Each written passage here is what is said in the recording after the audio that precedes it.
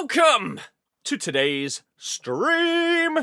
Now, a word of warning. I am trying the new Twitch dual output feature, which in theory means we are live on Twitch in both vertical and landscape. I don't know exactly how it works. I don't know if you're watching on your phone and you watch it landscape, it uses the landscape layout, and then if you switch it to vertical, it switches to the vertical layout. I don't know, but we're trying it out today, and we'll see how it goes. Oh, starting off with a really, really good start with this just not being a thing.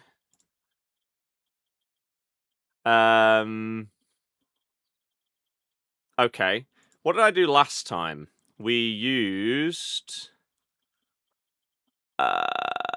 where's it gone? I don't know. Let's try again, shall we? Also...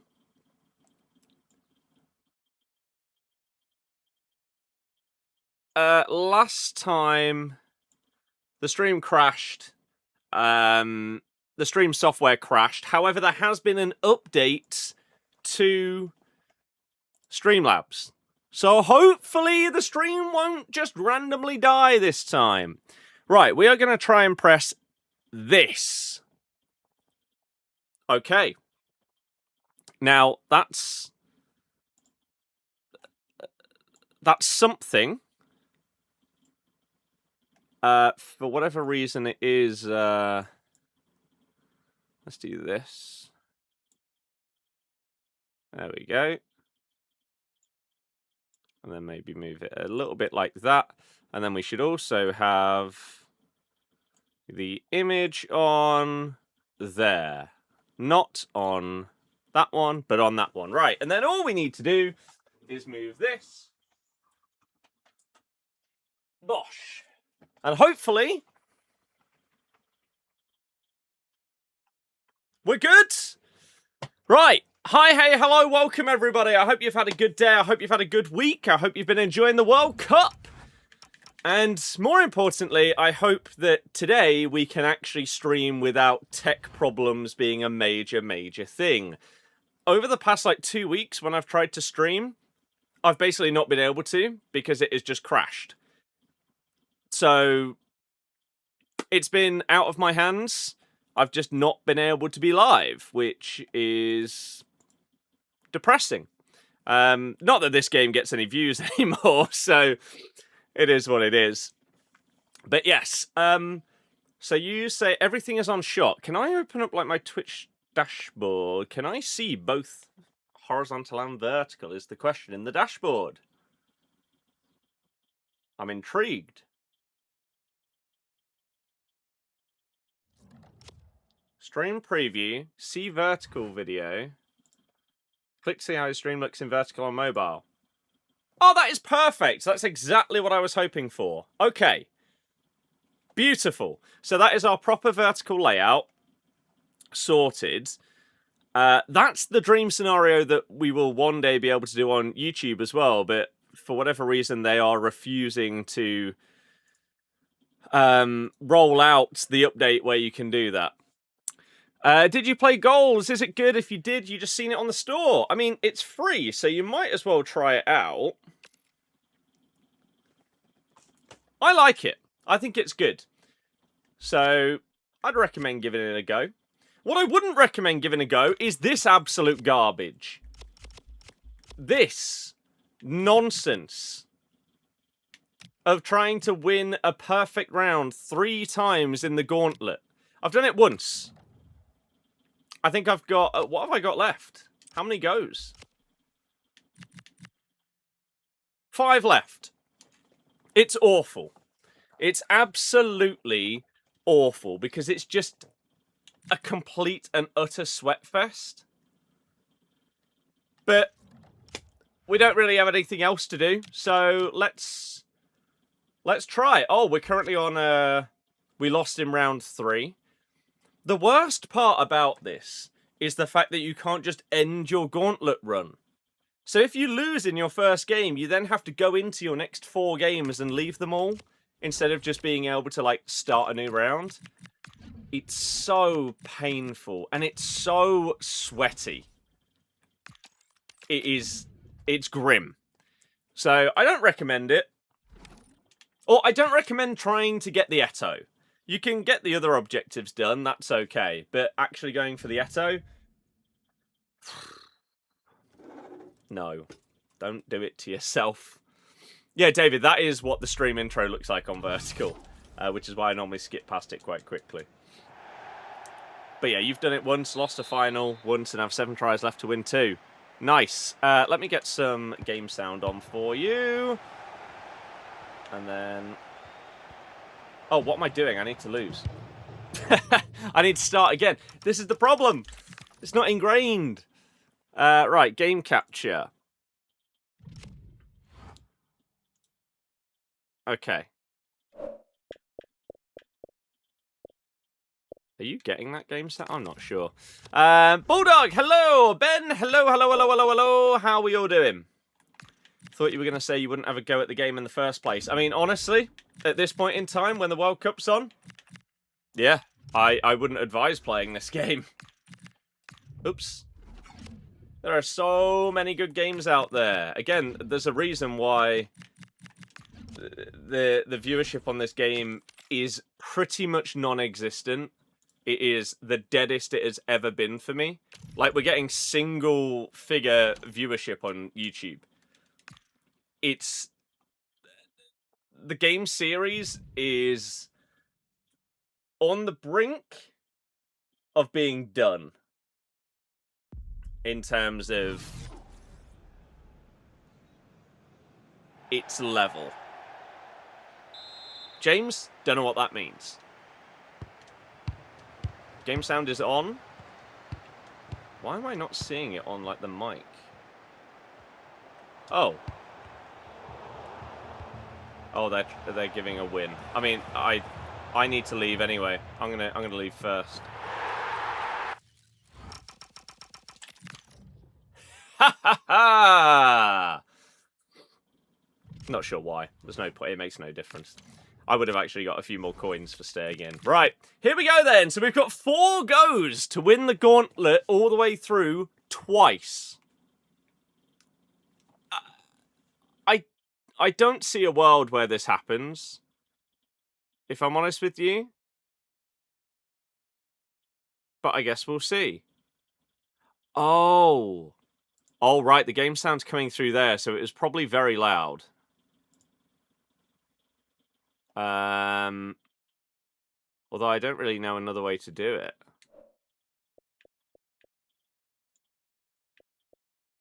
If I mute this...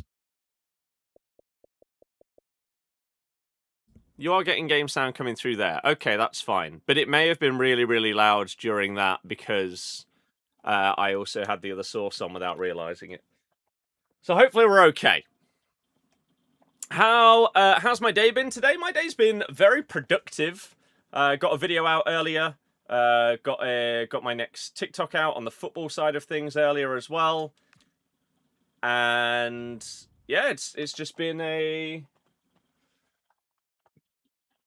positive, productive day. It's another day of the World Cup, which is always good. Yeah. Haven't played the game for years and don't regret it. That money pays for one away game each year. That is a good way of looking at it, yeah. Yeah, this game is in the mud, isn't it? Everything's fine on this end, fingers crossed. Well, last time we managed to go live on YouTube and Twitch, the software crashed after about 15 minutes.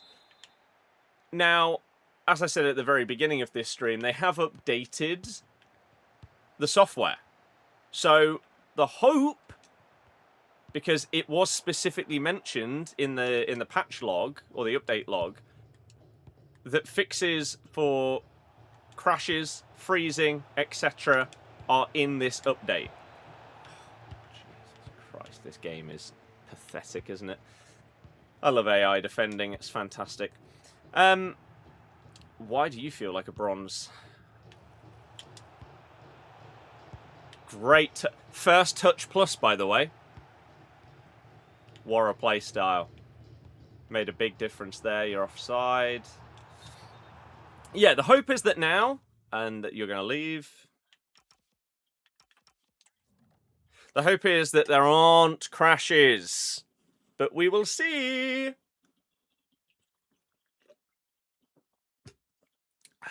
I am trying to get Eto. I don't really care whether I get him or not, because I haven't even looked at his card. I'd prefer to get the picks and packs more than the Eto.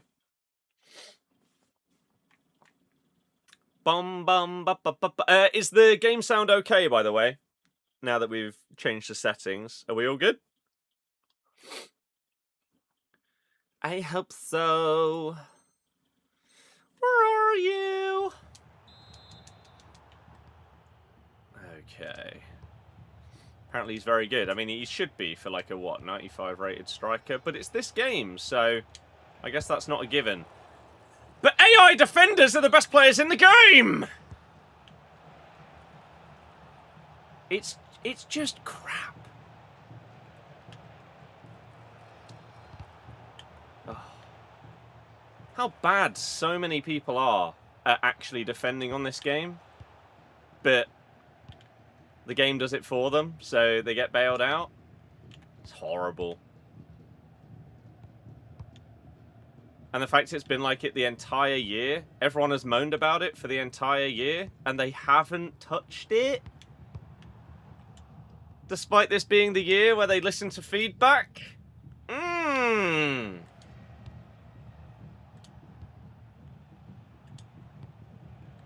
It's interesting, to say the least.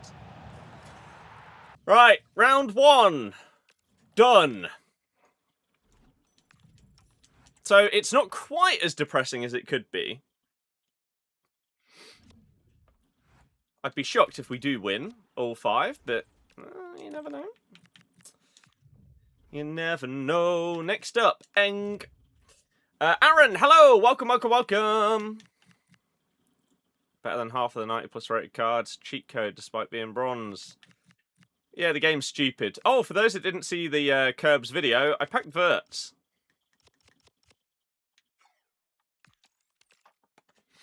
Not bad. How many perfect rounds do I have so far? 1! 1 out of...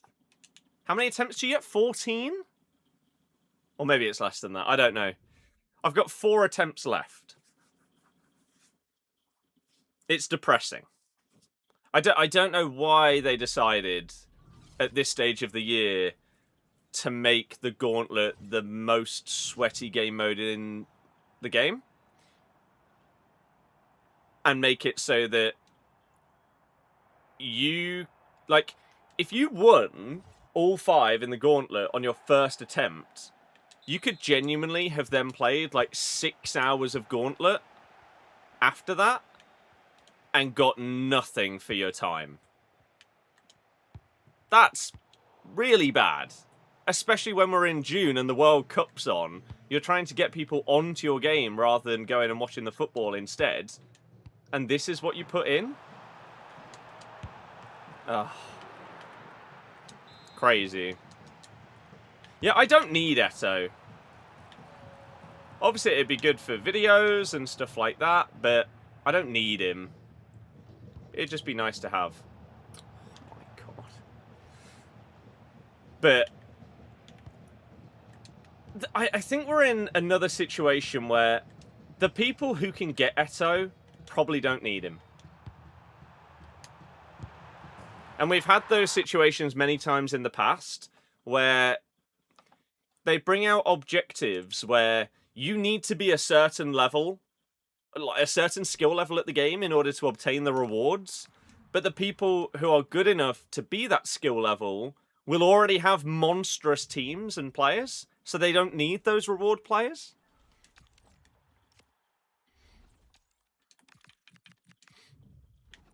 I don't know, man. Joe, yeah, pretty much. The start of this game was the best that we've had in nearly a decade.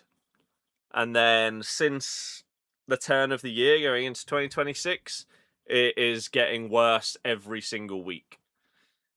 Gameplay, content decisions, patch decisions or lack of decisions, lack of communication.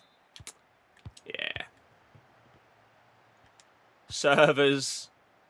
I mean, obviously we have like button delay and stuff like that, right? Game server problems. But now we've got another one where, I mean, they added what I think is a relatively good or cool idea. They changed how the squad selector worked. And they made it so that instead of like a list, you could actually see the squads that you were switching between. Cool concept. It was insanely laggy to the point where they've reverted the update because it was that much of a problem. But what I would like to know is, why does it now take so long to load into Ultimate Team? Like, you sit on that splash screen. Is that a purposeful thing? So that people look at the splash screen and see that these shiny new cards exist and they want them to open packs to try and get them? Is that the aim of it? I don't know. By the way, I've lost in the third round with the France team, I think, 4 times. It's not a coincidence that Mike Maignan in goal and we lose. The guy is an absolute waste of space. I despise him.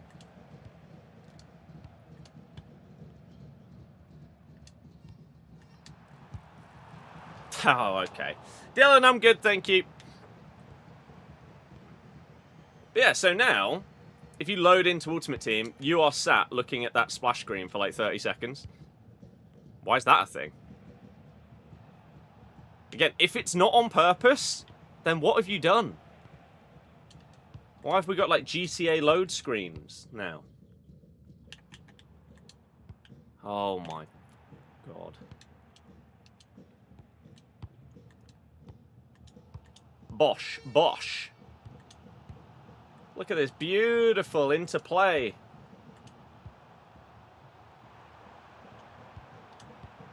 I mean, not one single person in the world thought that that is the pass that I was looking for there. But the game... Nice AI block! Woo!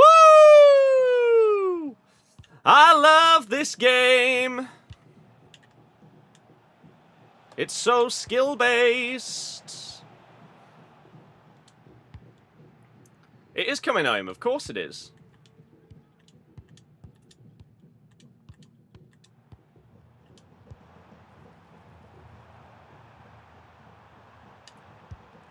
Oh.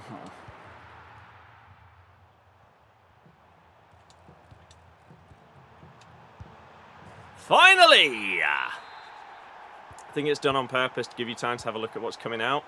Honestly, it wouldn't surprise me if it is a conscious decision. Because it's not like you load into the game and there's sometimes problems with like stuff having not loaded properly. That isn't a thing. So it's not to try and prevent that. So either they've accidentally done something that makes the load screen into Ultimate Team take forever. The button delay. Fuck! Or they've intentionally done it, yeah, to try and get people to sit and look at the shiny new cards. And I honestly don't know which one it is. Neither would shock me. Either incompetence or greed. It's depressing that both of those things can be perfectly attributed to the same company.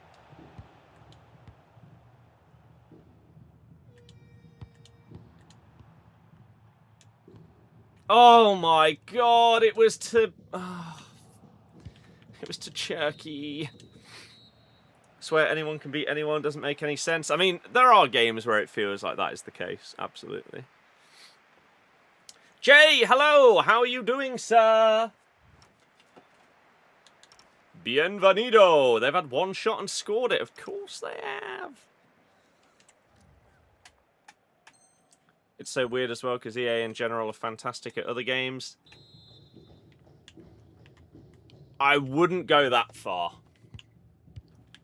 I'd say this last year, they smashed the start of FC26, and they've smashed it out the park with Battlefield 6. Before that, the previous Battlefields, people complained about them for years and years and years and years and years.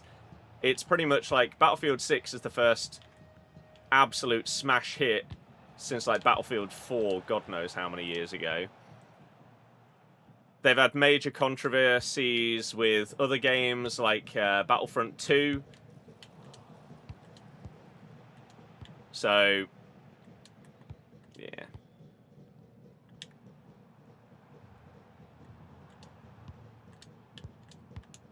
No, the AI tackles! It's just BS!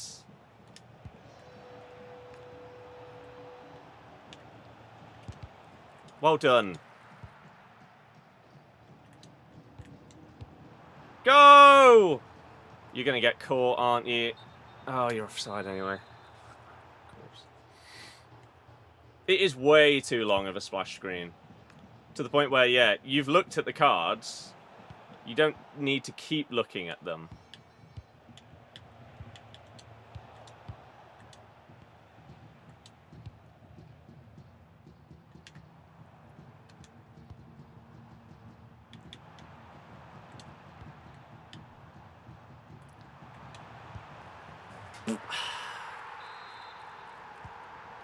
Usually Star Wars ones. As I say, Battlefront 2 had one of the biggest EA controversies in their history by having something not technically paywalled, because you could obtain it by playing the game, but you would have had to play thousands of hours of the game to obtain it.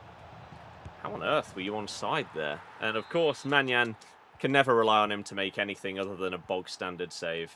Even when I move him slightly to the side, he still doesn't stop it. That's what he does. Clown.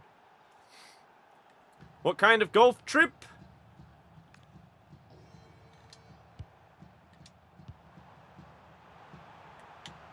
Oh, the AI! Oh my god.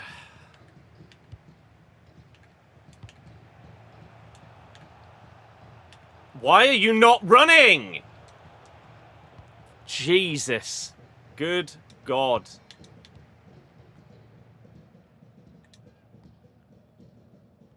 Get lost. Please make a run when I press the button.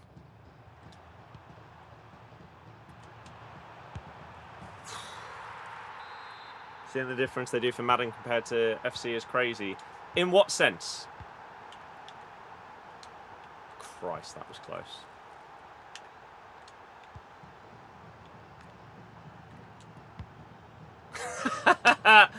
What are you doing? Great ball down the line there, Digne. Just hoof it off the pitch. Well done, lads.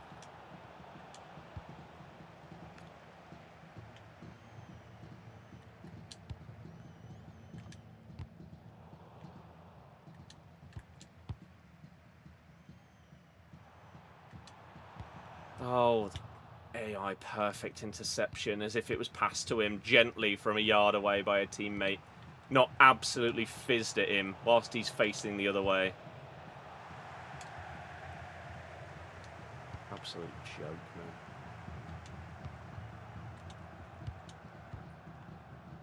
Bait him into thinking we're going to him, and then we do, but then you play it the wrong side!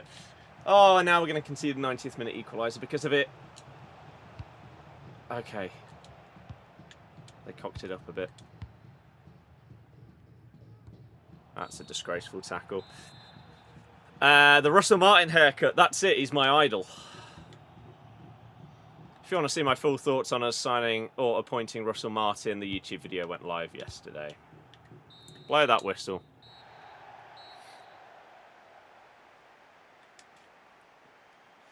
Yeah, the game has so many problems. I've not got the golf on, no. I didn't realise that it was live at this time. I've not paid attention to it because of the World Cup, sadly. It's frustrating that they are so clashy.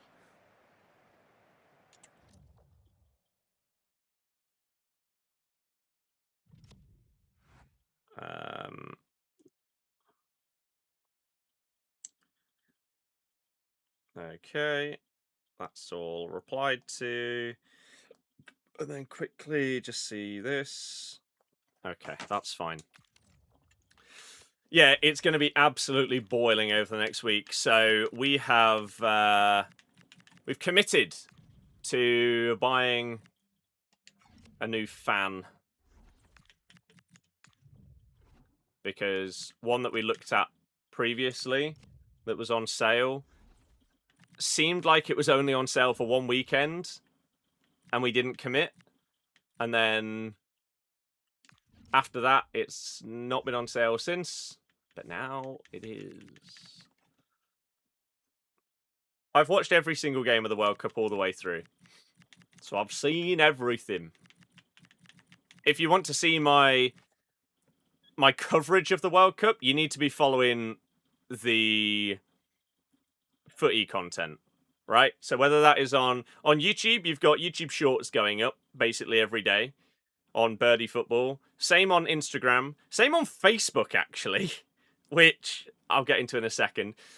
But also on TikTok. You're getting more on TikTok because there's some stuff on there that doesn't go up on the other platforms. But TikTok, we're putting up an absolute ton of content, and I'm having a really good time with it. It's a lot of it isn't tracking as well as I would have hoped, but I think it's just because there's so much.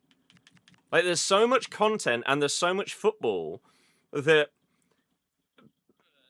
people then finding the time to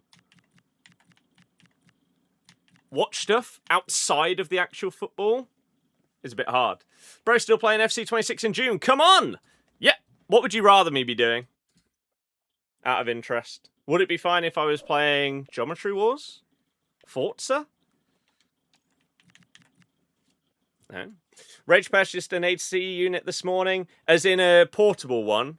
I have one of those here, and maybe when it gets really, really bad, I'll use it.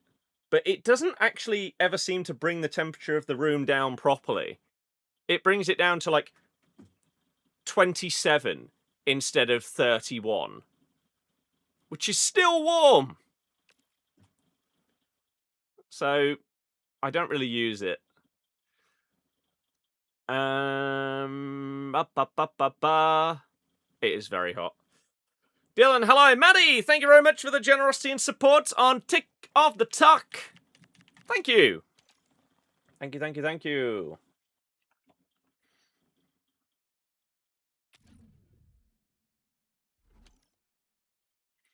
Right. 42. Yeah, I am dog sitting at my sister's later tonight. And I'll be watching the football there. Get some editing done in between the games. So yeah, first one is USA against the Aussies. That could be a good game. Australia getting a good result against who was it? Turkey the other day. And USA looked fantastic. So I'm really looking forward to this one today. Beza and Callum, hello, hello, hello. How are we all doing?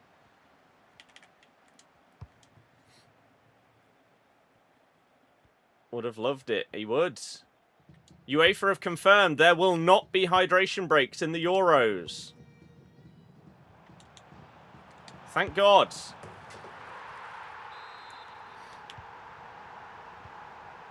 Oh. Scotland, Morocco, yeah. Imagine Haiti do something against Brazil, though. Wouldn't that be crazy?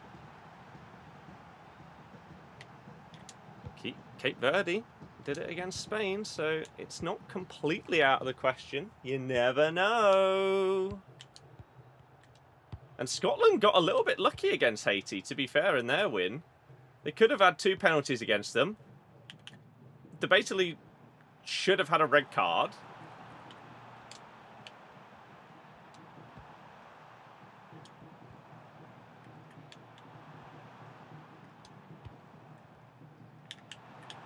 No way have you tackled me through my skill move. I have packed Ayu at least twice. I've discarded him. I discarded him as the first thing I did in my latest video with Curbs. Cape Verde's keeper was sick.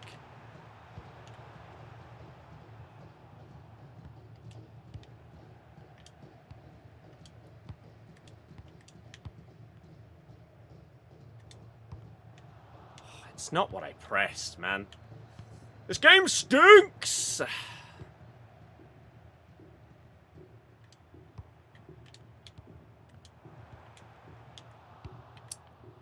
Don't we love Intercept Plus? Isn't it like a really skill-based mechanic? I really hope it stays in FC 27.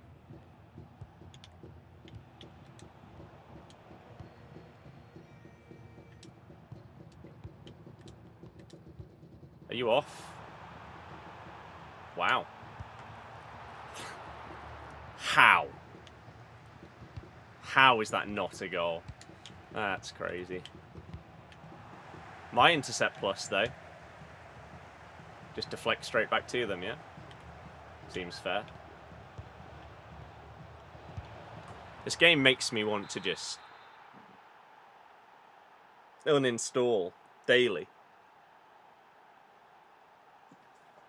I mean, what's that? What is that?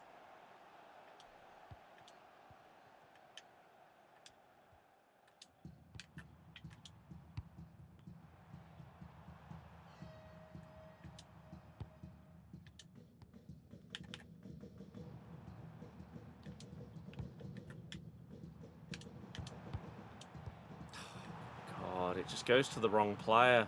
And then they just constantly hold on to Bergvall with his stupid Intercept Plus.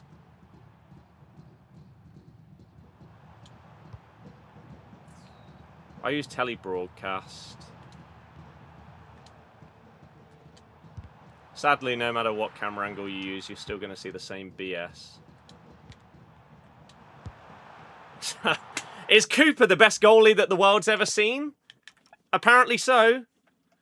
Deary me.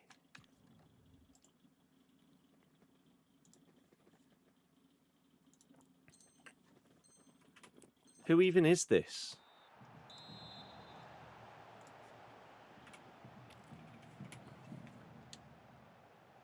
Some Evo.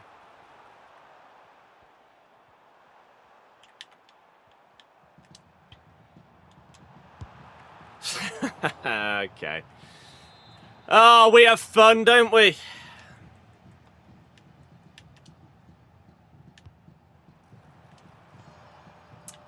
Perfect interception with the back of his heel, yeah? Joke.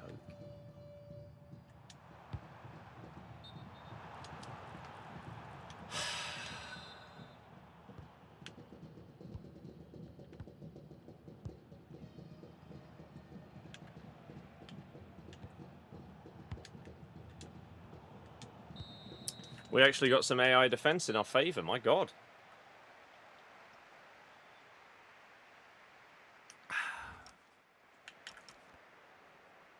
One shot, one goal. And it came from that nonsense as well. Good. Underdog. I didn't see a reply. Was it a portable one or you've committed to like full? Because I think when we get our house, our savings are going relatively well right now. And there's a world by like the end of September that we may have our deposit ready.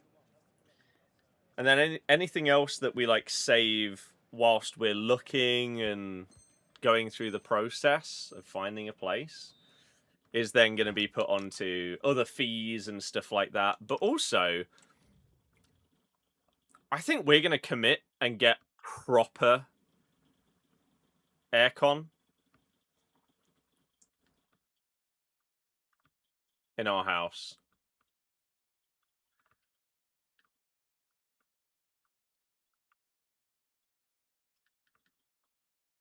Because I just... Let alone this, like, obviously, as a job right now, Stuff gets very, very hot in here, but even outside of an office space, on the 30+ days in this country. Oh my god, Edison, thank Christ that you weren't as useless as Manyan. It just gets so, so bad. And each year, it feels like... I won't use the word necessity, but the justification for it goes up and up and up. And the more days on average per year that you're going to want to use it just seems to be rising. So I think we will commit.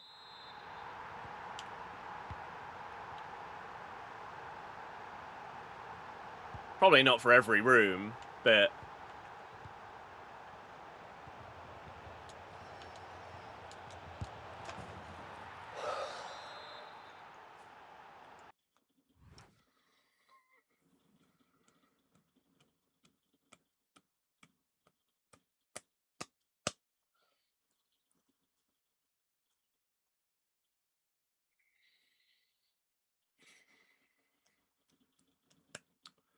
yeah. Bedroom, office.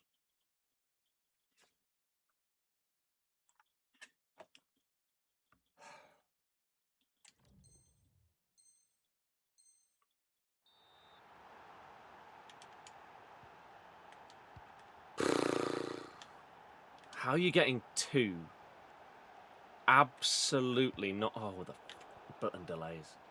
Depressing. How are you getting not 1, but 2 absolute monstrosities of a goal in one game? Oh, that's definitely what I pressed, isn't it? You joke.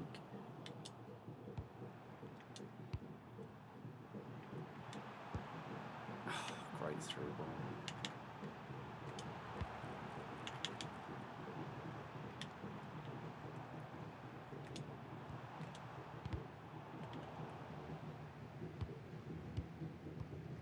Scoring crap goals doesn't affect me. That doesn't mean that it isn't insanely infuriating, especially when we're in this absolutely garbage objective in the gauntlet that they've thought up would be a good idea. And the fact that conceding 1 dreadful goal can waste an hour of your time because of how this objective has been designed. Oh my...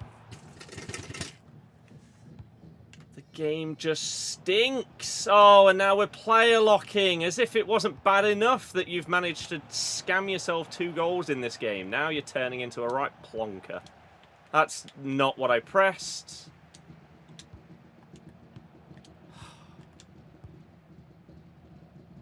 Kinnell. Stop just running around with Zobazlai! You little dweeb. Spamming offside. Traps, and he's just sprinting around with the same player! It is just a game. It's a depressing game that was once so good. And somehow, they've ruined it. Gone from a game that was incredibly enjoyable to shocking. And that's upsetting.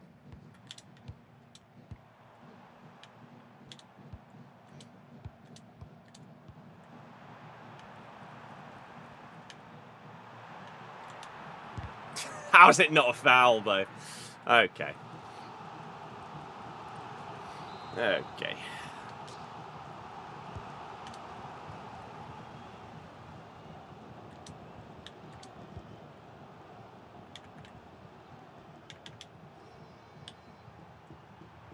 I don't know what to do.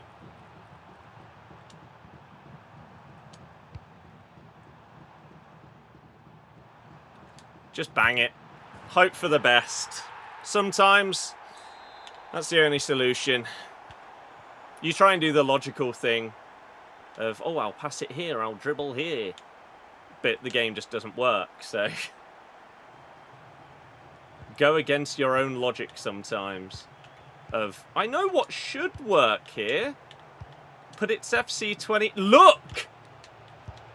Look! All 3 of their goals are utter BS!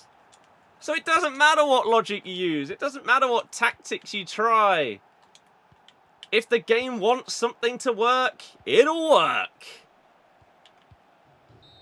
Absolutely mental. How have you got so lucky 3 times?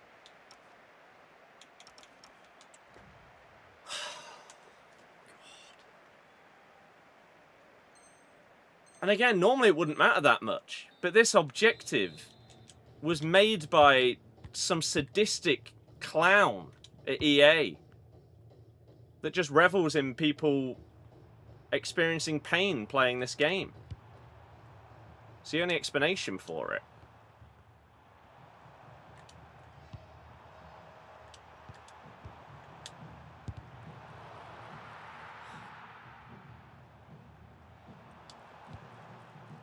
Ah, what a pass! What a pass! From my player with unbelievable passing stats. Play styles to go with it, doesn't matter. Doesn't matter when the game's garbage.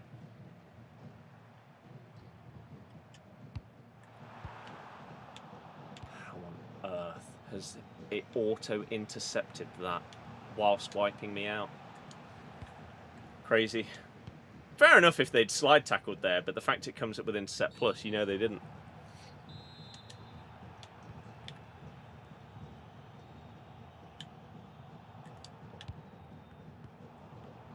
That was a really bad decision.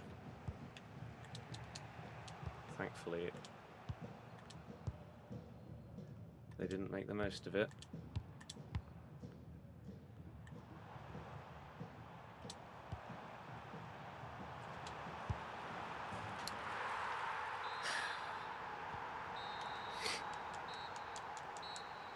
Go from path to glory, 2 goals where everyone was helping each other, to this shambles of an excuse and an objective. You know, the word, like, they've justified this on Twitter as well. Or one of the guys who has become more vocal on Twitter recently has justified this objective. Let me get Nep's Twitter up and we'll quickly have a look at it after this game.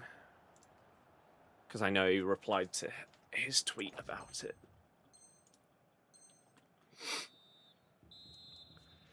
The people AI defending and spamming team press ruin the game. Team press, offside trap, running around with a DM and just holding second man press down. The entire game. We love a kickoff goal.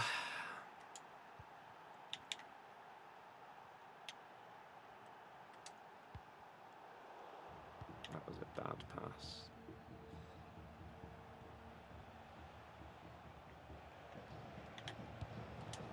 Read it perfectly.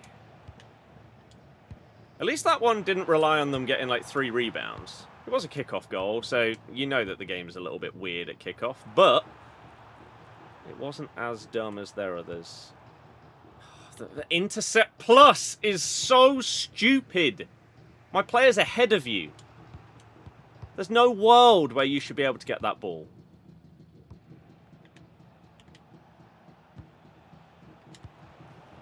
That's a beauty of a prediction right there. We pressed B, and it paid off. I think he's still offside. Oh, he is. Can't wait to lose on penalties. Or just in the 120th minute. I've only just realised they've got Jordan Ayew in this team as well. Just to rub things in even further. No, yeah, there it is. 120th minute loss. To someone who shouldn't have even got to extra time. It's just... It's up there with the worst objectives they've ever released. The objective is fine, it's the community who ruined the experience, simple as that. No, it's not. The objective is not fine. To have to win 5 rounds in a row in the gauntlet 3 times? is not a fine objective. Especially not in a game mode where you haven't had to do anything near to that the entire year.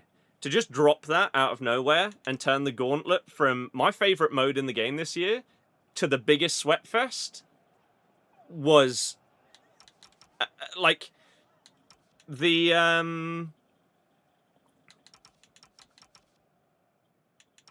community are obviously horrible. The gameplay is horrible as well. But the objective is objectively awful. And when you go out in your 4th game due to stuff like this, and I've just wasted 45 minutes now because of the woeful gameplay. Just don't get it. Not every single reward in the entire game should be spoon-fed. No, it shouldn't, but it shouldn't be as ridiculous as this. Simple as that.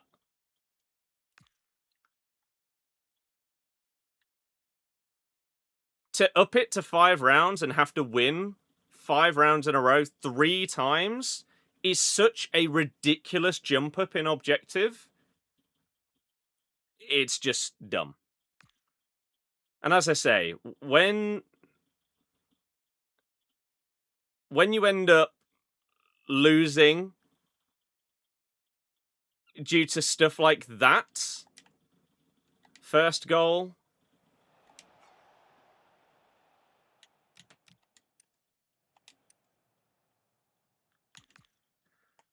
this for the second goal.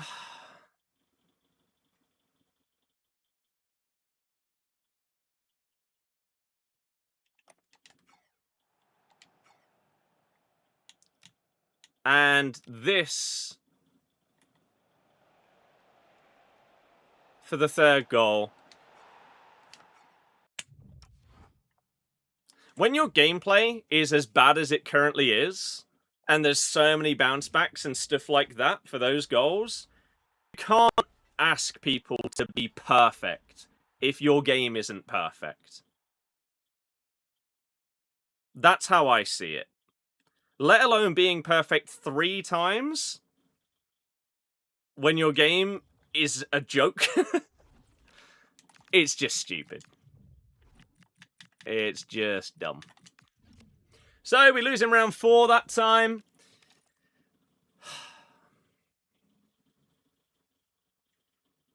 David, yeah, that would be depressing. It would be better if once you lost, you had the option to end the gauntlet. I don't understand why there isn't an option to, end your current gauntlet run instead of having to... Like, if you lose in your first game, having to go into game 2, 3, 4, 5 and leave them all is just rubbing salt in the wounds at the fact you lost your first game. Win 3 times would have been the sweet spot, or at least unlimited attempts. I think if you'd given it unlimited attempts, I think the objective would be okay, because you could just keep going and going and going. But no. I think they missed the mark massively on this one. What was happening there? This game being this game. Here's the justification for this objective, by the way.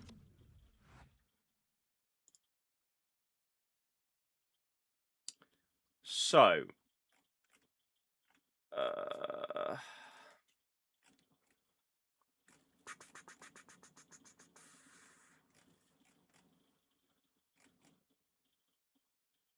where is it? Here. I don't understand EA.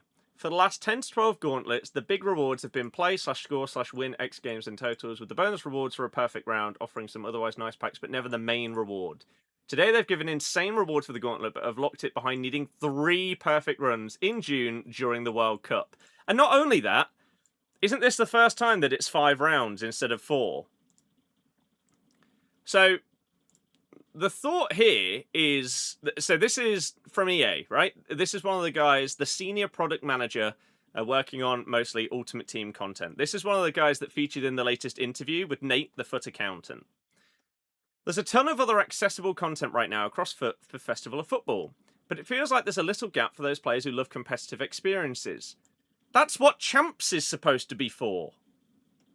That just shows, to me, that you've cocked up on how you're doing your champs rewards now.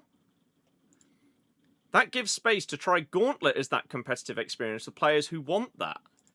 Nep says, I think a new or different event... Like, you could have done a normal tournament. We've had so many tournaments this year. What is the difference? Why would you not do it via a tournament? I don't know. I think a new/different event would have been better to experiment instead of using a mode that's been pretty consistent over the last 6 or so months in what to expect. This is my biggest problem with it.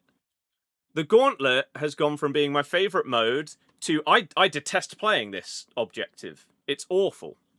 Absolutely awful. I think it's a recipe for disaster that you're intentionally making this mode competitive and harder/longer than anything before it, during a time where people are preferring to watch the World Cup, and at the point in the game cycle where things are quite easy to access in the first place.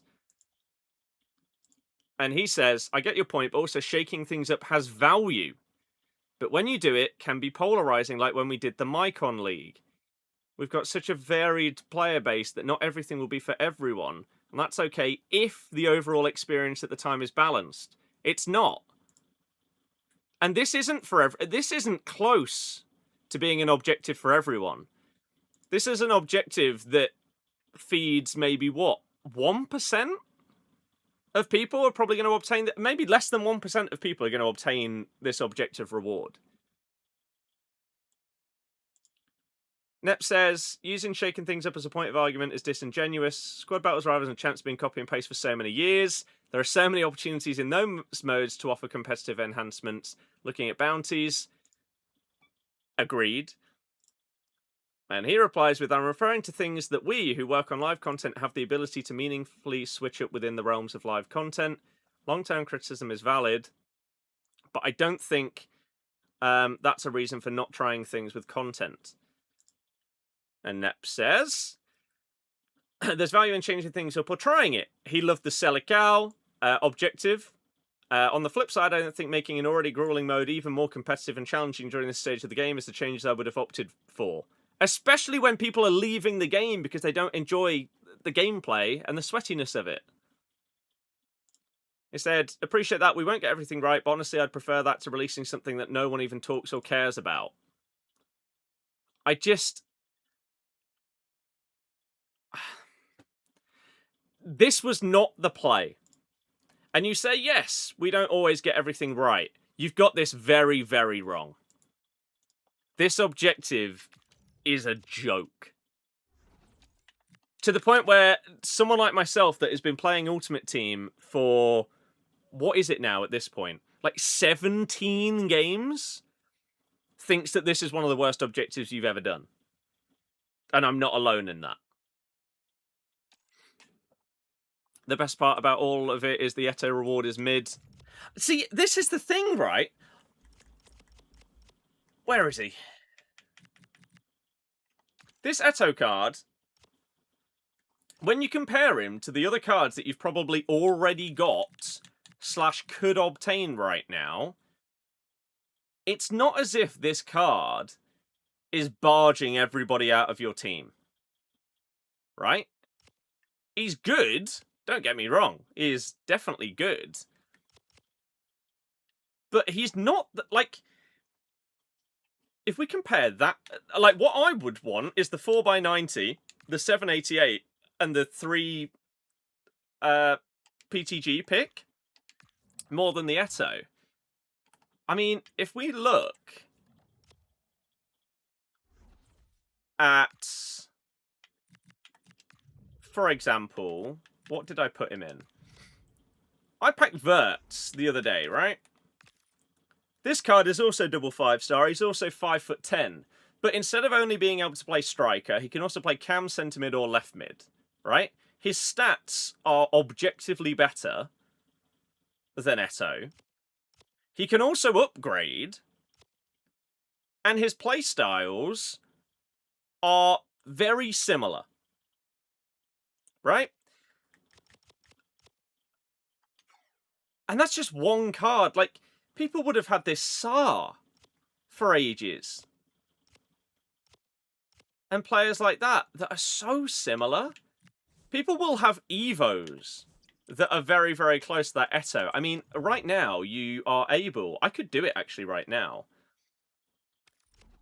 You've got this Evo for 2K in the token store, where if I put, I don't know, let's say Rafa Leao into the... I mean, Rafa Leao's already actually looking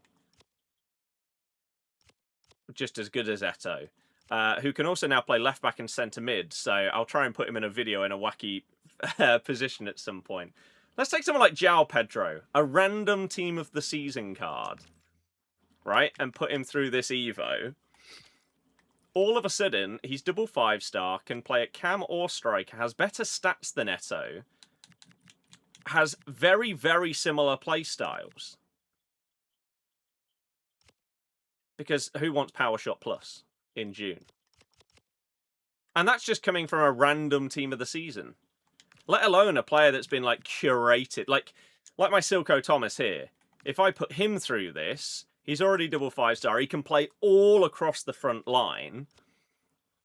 He comfortably has better stats, including physical. And the same, if not better, play styles. So... it'd be different if the card was like a 97 Mbappe, right, in there, rather than Eto. We're about to get Greats of the Game as a new promo today. There's going to be numerous cards in that promo that are better than this Eto. And yet they've made him the hardest objective that we've had in years and years and years. Crazy. Ironically, the players whose teams he would improve aren't good enough to get him, and those who can get him don't need him. That's exactly the problem I said earlier. And we've had that in the past. EA's problem with locking players behind a particular skill level when it comes to objectives is the vast majority of players that can obtain that card already have better players because they're good at the game and they've been rewarded for being good at the game by getting better players. So, they don't need him.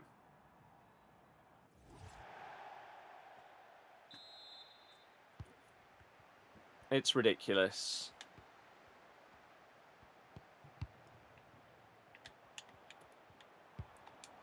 It really is.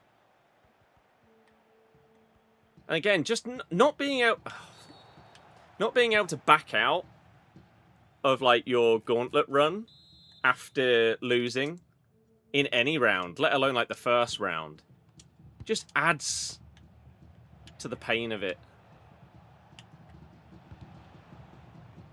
Lovely AI tackle coming in there. Start things off. Not one person in the world thought that that is what I wanted to do with Verts. That first touch, booting it in the air.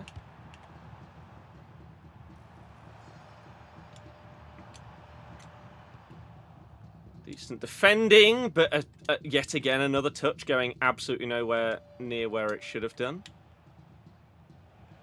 Another person CDM defending. What a shock. Not for 1 second during my running forward there were they defending with their centre-backs. It's just miserable. You killed the best game that you made in so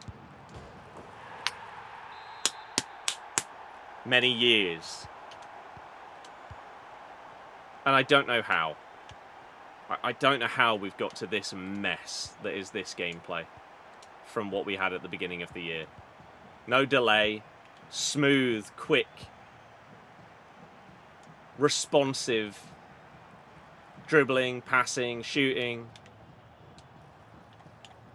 Now we're using players with near perfect stats and they feel awful. You still think if the gameplay wasn't so bad, the objective wouldn't be as bad. That's always the case. That's the case with every single objective they ever release. If the gameplay was what it was like at the start of the year, people would want to play. But it isn't. Oh. It's not close to it. I played goals a little bit off stream the other day.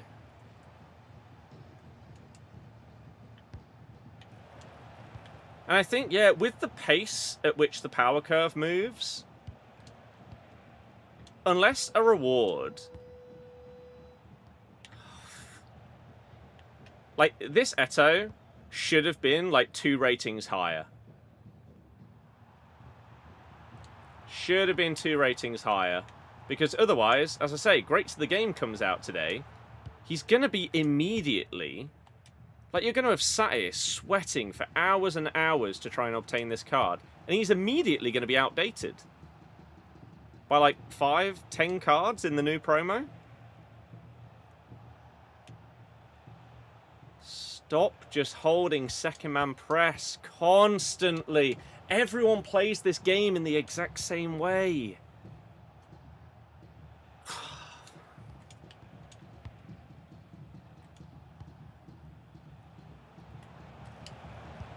Oh, and of course that doesn't go in.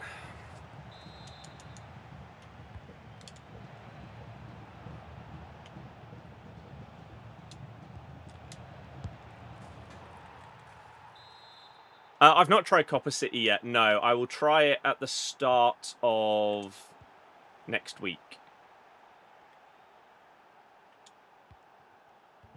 Because I'm going to be out of the house for a chunk of the weekends.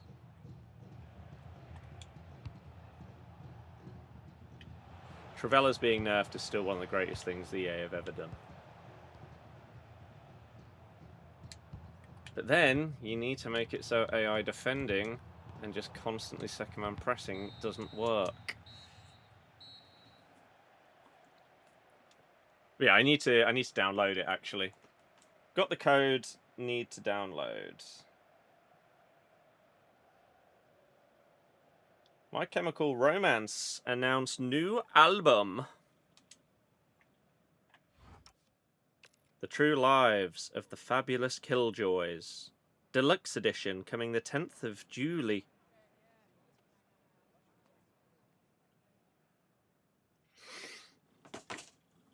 What happened to Battlefield 6? You streamed it a bit. That is my most played multiplayer game by an absolute country mile.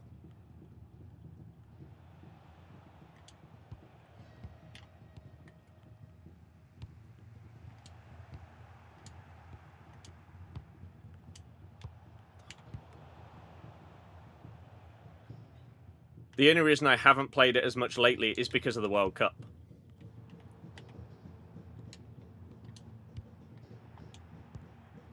Outside of that, I normally hop on Battlefield a few times a week and try to have at least one of those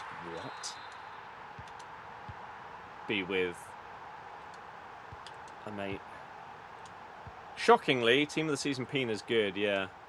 Copper City looks really cool. I don't really understand what happened with, like, the marketing of the game, though. When it was first revealed, there was a lot. And now we've... now we've got to release. And most people wouldn't even know that the game's come out. So, I don't know what happened there.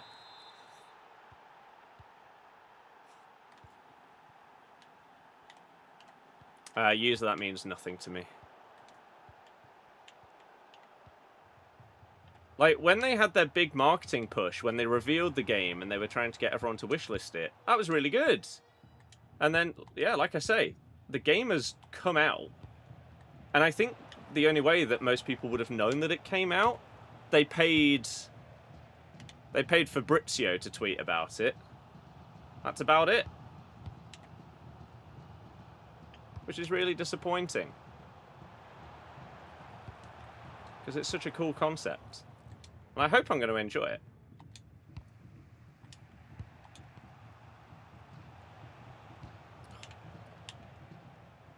Which game? Copper City.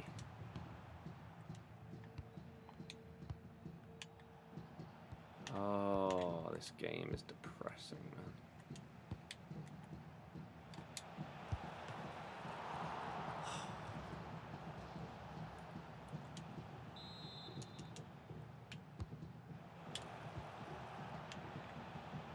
I think I just yearn for a game where I don't see playstyle pluses pop up every second of the game.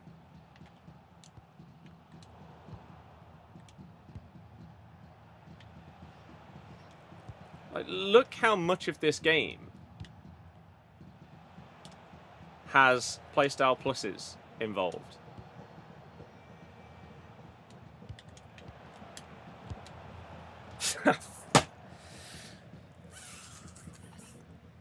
How'd you miss the target?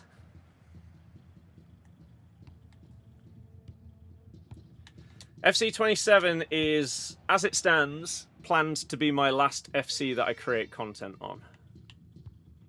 I will be playing, I will be streaming, but ideally that is the last one, and we push our other channels and platforms and stuff over the next year to the point where I won't need to do 28. That's the hope.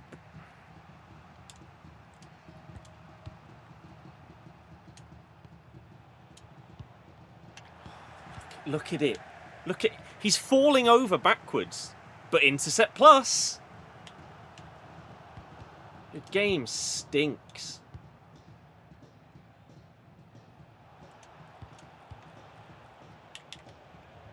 He's ignored the skill move. Every single person watching the stream would have heard the clack-clack of the McGeady spin there on the controller. Game didn't fancy it though, did it? Why would it? And then he goes up the other end and scores a 90th minute winner.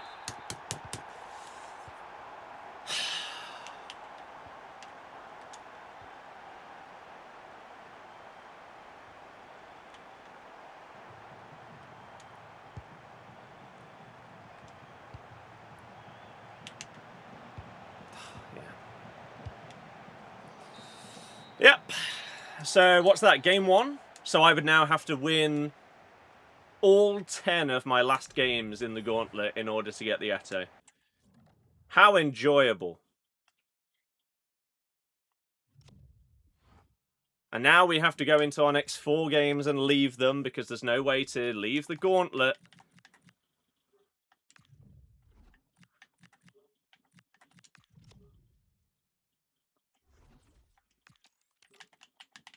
Oh, I hate it.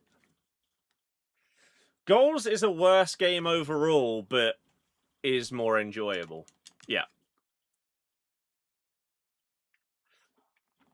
I would say that's the case.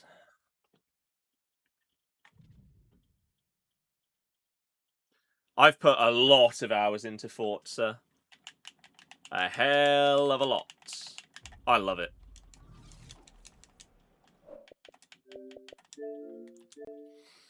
If you're not going to skip the intro and you're playing with a guest, we'll just do that.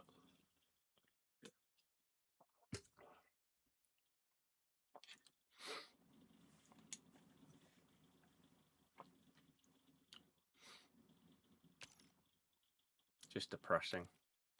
Genuinely depressing how bad this game has got.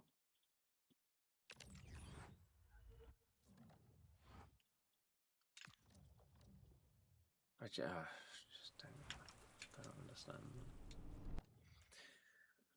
I don't understand. How have we got here? How often do you live stream? I mean, right now, not often, because the World Cup is on, and so I'm just watching the World Cup instead of playing this absolute pile of garbage. But also, my streaming software has pretty much been broken for the last 2 weeks, so as soon as I've gone live, it's crashed. So I've not been able to. Really could do well if you streamed more often. Well, no. I've been streaming for about 13 years. Every year it's the same BS? No. It's not. Not in the same way. This is what I was talking about earlier, by the way. Why do we have to sit and wait so long for that? Why has FC 26 gone downhill, in your opinion?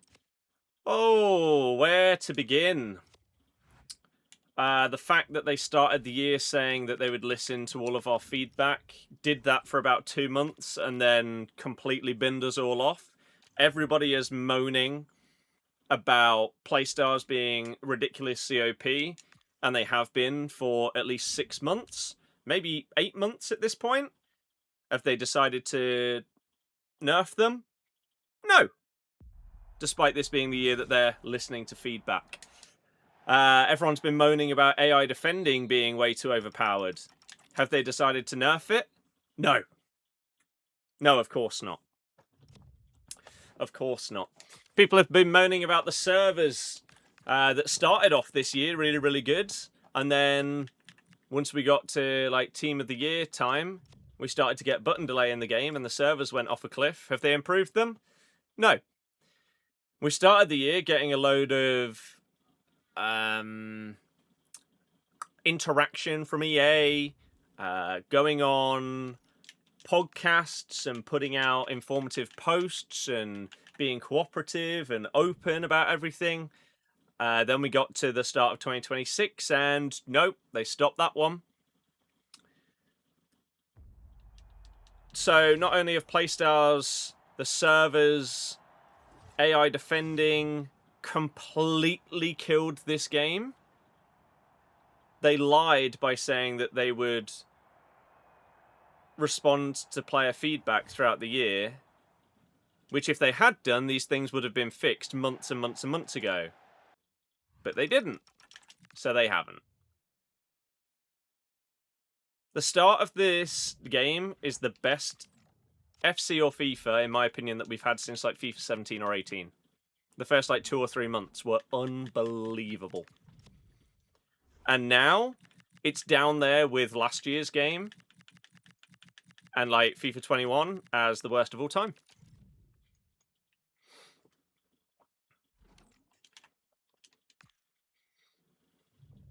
So, yeah. 19, no. FIFA 19 was probably the most broken core gameplay mechanics we've ever had. FIFA 20, I think the start of this year, I was umming and ahhing about whether it was better than FIFA 20 or not. Overall, I would say just. I thought FIFA 20 was really good. Still watched every minute of the World Cup. Yep. Right, here we go. We've got to win 10 games in a row. Go perfect twice. It's not happening. I don't know why I'm even bothering to try.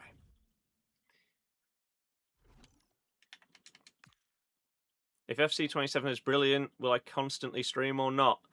So, my plan over the next year is... The dream scenario is that FC 27 is the best that we've ever had. The only scenario where I buy FC... There are 2 scenarios where I buy FC 28. Not create content on it, buy the game. One of those is if my views absolutely skyrocket. And then even if the game is crap, if the views are huge, then we'll have to stick with it because it will just be financially viable. Well, not viable, but good. Right? The only other scenario where I buy FC 28 is if 27 is in the top 3 that they've ever released. And I mean that throughout the entire game cycle. Not just, oh, the first half of the year was great and then it tailed off. No. Throughout the entire game, if I think it's good enough to be in the top 3 of all time, I would buy the next one. Outside of those 2 things, I will not be buying FC 28. And the only reason why I'm getting 27 was because of how good the start of this game was. The first 3 months shows the potential is there. And I don't know what happened, but it is there. So for me, they have one final attempt to tap into that. If not, I'm out. As someone that has had every game in this series since 1999, FC 28 would be the first game that I don't buy. If one of those two things do not happen.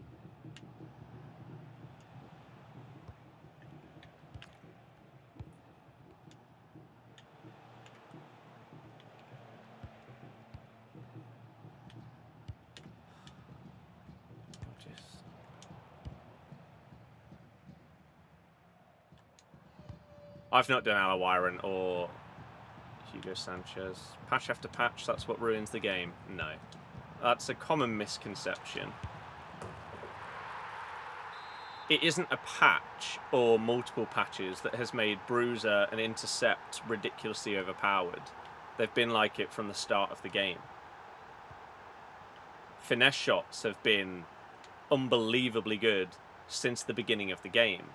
And as you get players with more and more playstyles and higher stats, those broken mechanics just become more clear. Same with AI defending, running around with your CDM.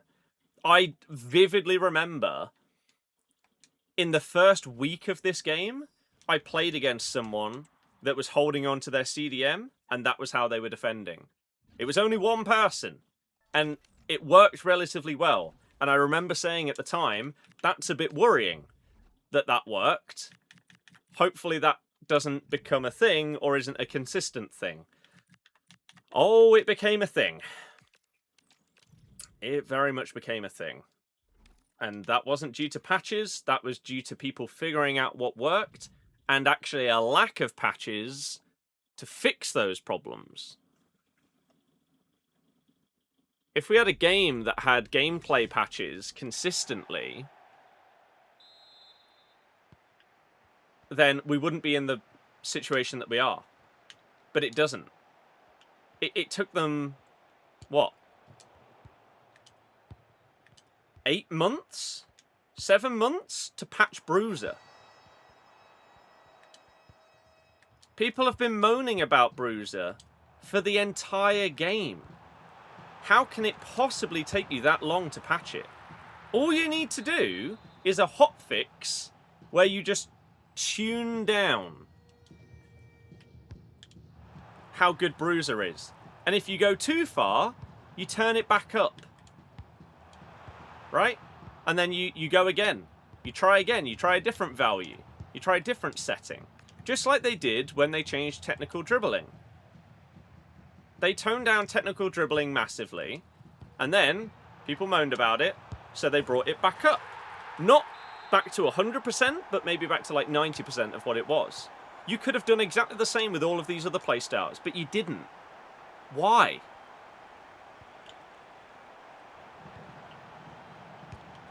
Intercept and Bruiser are two of the most broken game mechanics we have ever had. And yet,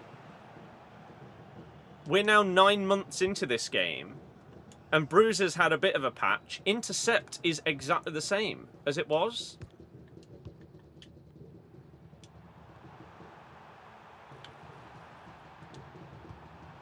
And the most laughable part about it is the fact that they specifically said before this game came out that playstyles wouldn't matter as much.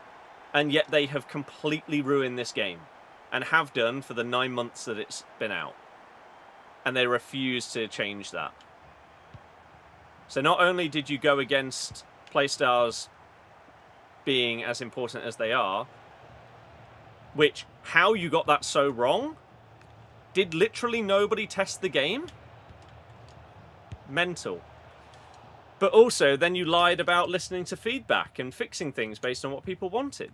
When everybody has moaned about it, the entire game cycle. It's pathetic. It truly is. Best World Cup game you've watched? Obviously England. Easy. People couldn't defend at the start of the game, so they complained on Twitter and AI defending came back. AI defending was there. People just didn't realise that it was.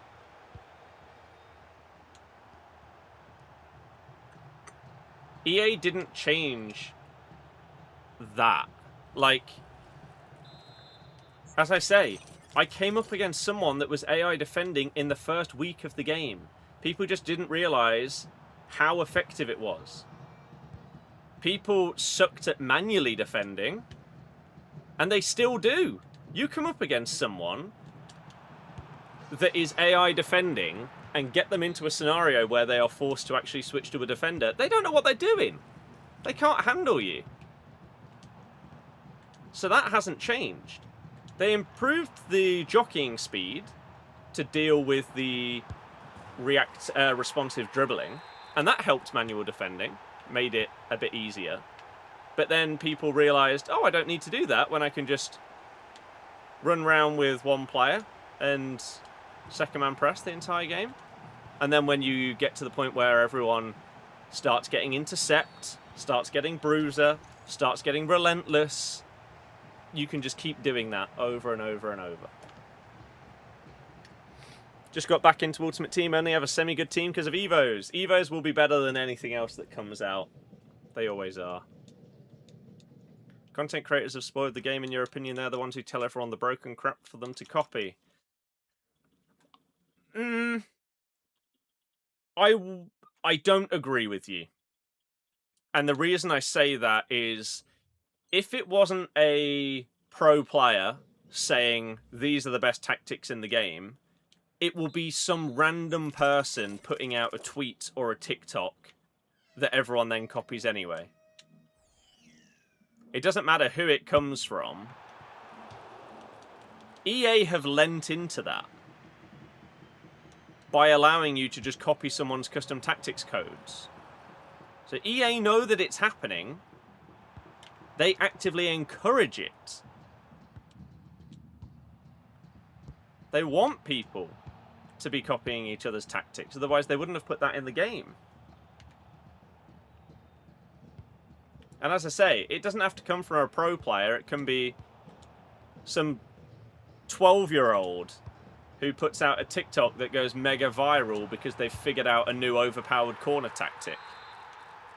And then everyone's doing it.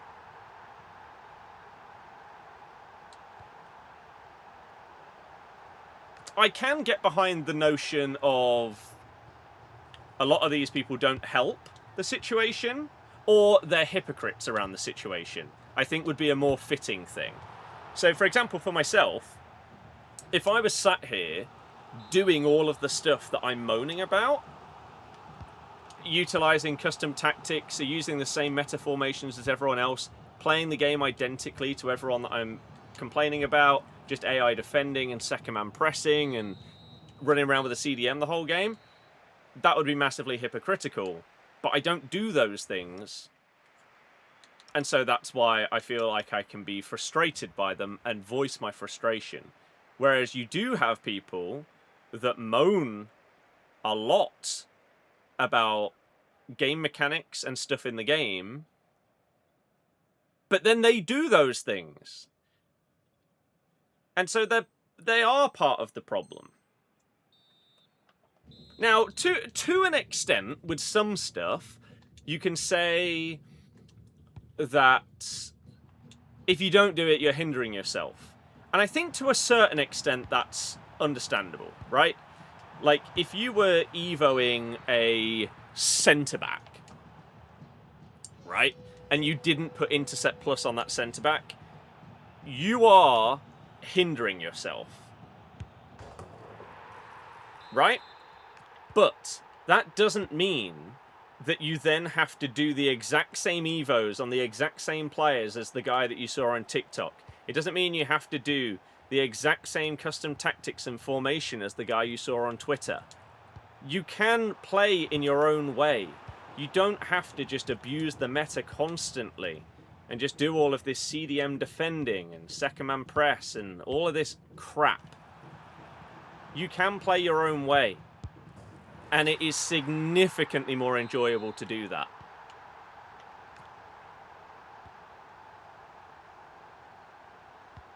Oh.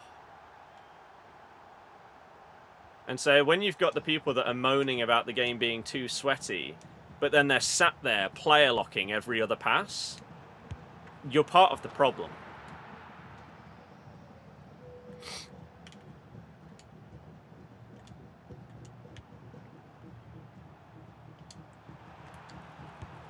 Just like the people that say that, like, having these absolutely massive packs in the store is a major problem for the game, but then you're share playing them as soon as they come out 100 times. You're glorifying this thing that you say is the problem for your own benefit.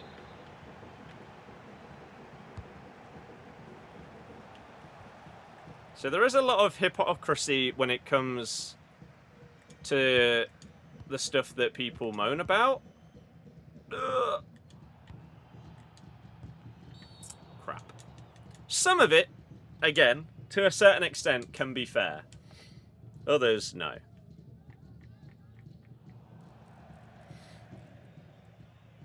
You'd understand that if it wasn't a measurable difference between meta players and random cards. But it isn't. If you're on about playstyles, sure. Sure. As I say, if you're not putting Intercept Plus on a centre-back when you have the choice to do it, that card, because EA can't balance playstyles in their gameplay, you are at a massive disadvantage.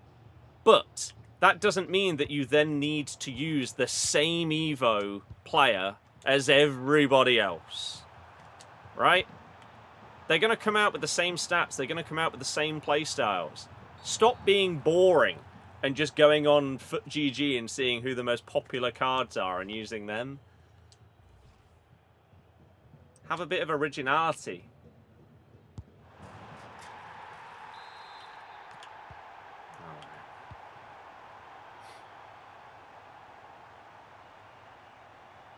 Mexico-South Korea match last night was a bit grim.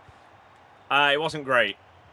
I was really excited for that one. I thought that was going to be the game of the day, but no. The quality was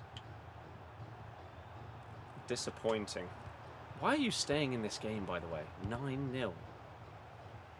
Playstyles make the game what it is. Yep, because EA are absolute frauds and liars.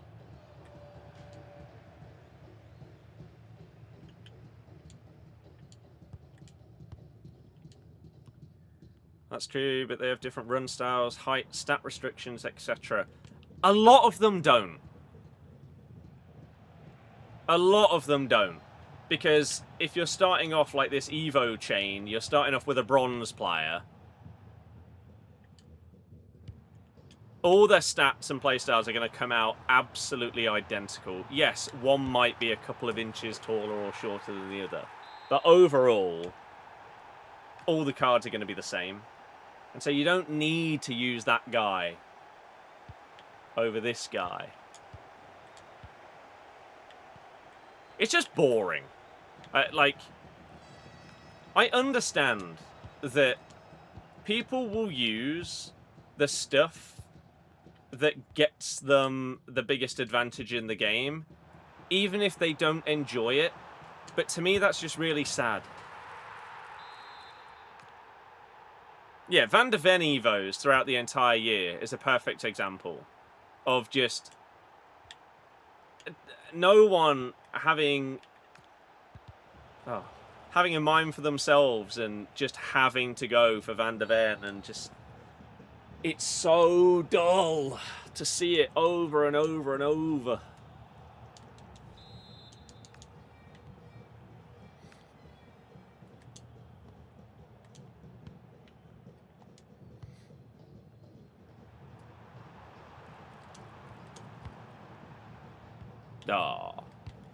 Oosterwolde, yeah. Let me guess, you go for England. Don't know exactly what you mean by that. I'm from England.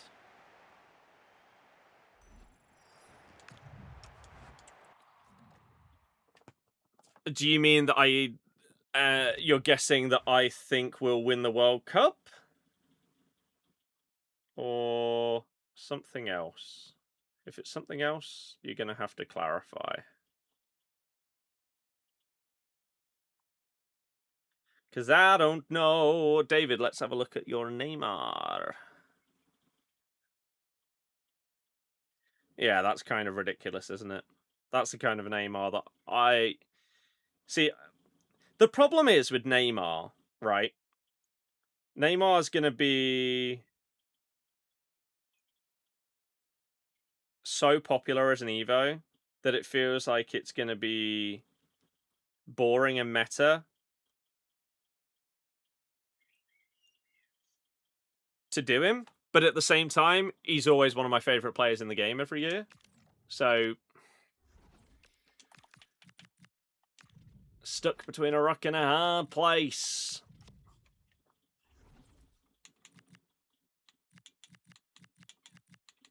It's like I was evoing up my Rafael before he became a meta Evo choice. And then all of a sudden, I was getting lumped in with people for evoing Rafael, but he was just like one of my favourite players in the game. Same with Kachawi. I've read that Leeds might try and sue Leicester. I feel like that, who was it, Burnley with Everton. I feel like that is just going to open a can of worms, and there's going to be like 30 clubs suing each other for the same reasons. Sad state of affairs, the game this year. No lengthy fullbacks, no intercept bruise on centre-backs, you just suffer. Well, this is the thing, right? I didn't even know, genuinely, until maybe like 2 months ago, I didn't know that lengthy was a thing that anyone cared about. Because I can't even remember what year it got introduced. Was it like 3 years ago at this point?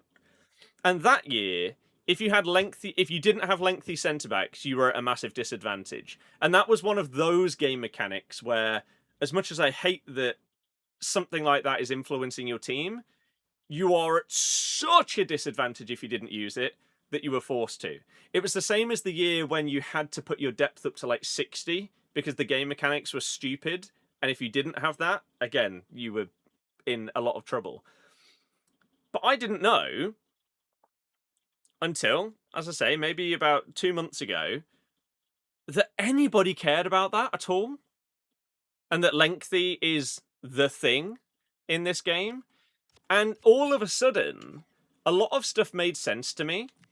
So in my main team, obviously this is one of my gauntlet ones. In my main team, for months, I was using Basha at left back. And she has Rapid Plus, right? Sorry, Quick Step Plus. So she should be really, really quick. She's also got 94 pace. And so with a basic chem style, she's basically at max pace with Quick Step Plus. And yet she was getting blitzed. And I kept wondering, why is that happening? I don't understand. How does she just get done? Turns out that would have been a victim of lengthy players.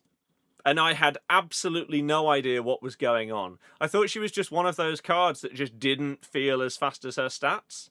But turns out lengthy was a thing all year and I just didn't know about it. And even now, I do know about it. I don't care, man. I mean, what's my main team looking like?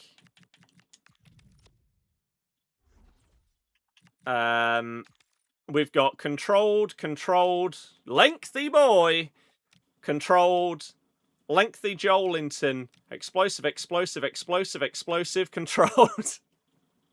I have 2 players in my team that fit the meta, as it were. I just don't want it. Dong, I don't know what that is. The analog stuff.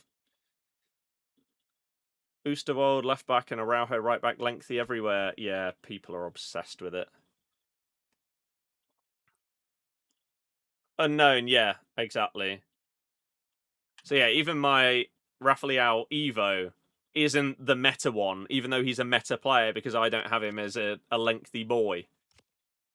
I don't even know what you'd need to do to make a card lengthy. I don't know how it works. I did back when it first came out, as I say, all those years ago.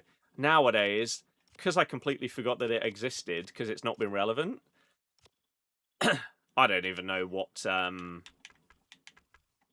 makes the difference. It's some combination of the stats. Problem is, if you don't have lengthy fullbacks, players have lengthy wingers, and once they trigger the runs, they burn you. Yes. It's 4 more strength than agility. I see. So yeah, maybe I could get more than 13 wins if I used all lengthy players, but I just don't care. I'm not a meta rat. Right, let's back out and in, and we've got Greats of the Game promo. We're going to record and upload it and go from there. So I'm going to ignore the chat for roughly 8 minutes. So if you have any questions or anything, I will get to them, but you'll just have to wait until we've finished this recording, and then I'll reply, okay? Aiden, it's depressing. I did a video talking about him the other day. Right, here we go. Let's press A, and then after maybe 20 seconds, we'll actually start the recording once this stupid splash screen is out of the way. Or we could start it here, actually. Here we go. So I'll reply in a few minutes, everybody. Greats of the Game has arrived, and we have got an absolute ton of heroes, as well as you can see, tons and tons of icons. Some of these look absolutely unbelievable. We've got 4 playstyle pluses on, how many is that? 1, 2, 3, 4, 5, 6, 7, 8, 9 of these icons. Which, oh no, more than that. Just not some on the top. Wow, there's loads. There are absolutely loads. Maybe like 15 players have 4 playstyle pluses here. Even on the ones going down to like 95 rated. So, yeah, these cards are going to be nuts. Let's have a little look at everything that we have got as part of this promo. We're celebrating the players who defined football on its biggest stage with a campaign dedicated to legendary icons and heroes. There are 2 new icons, Mario Kempes and Rivellino. So we've got an Argentinian striker and a Brazilian cam. We don't have enough of them. Okay, sure. So, let's first have a look at objectives. What do we got? What have we got? Greats of the Game, Football Royalty. You can get 50 FOF tokens. You can get more than 50. You can get a loan of Maldini. Jesus Christ. Okay, for 20 games. Champs is going to be a joke.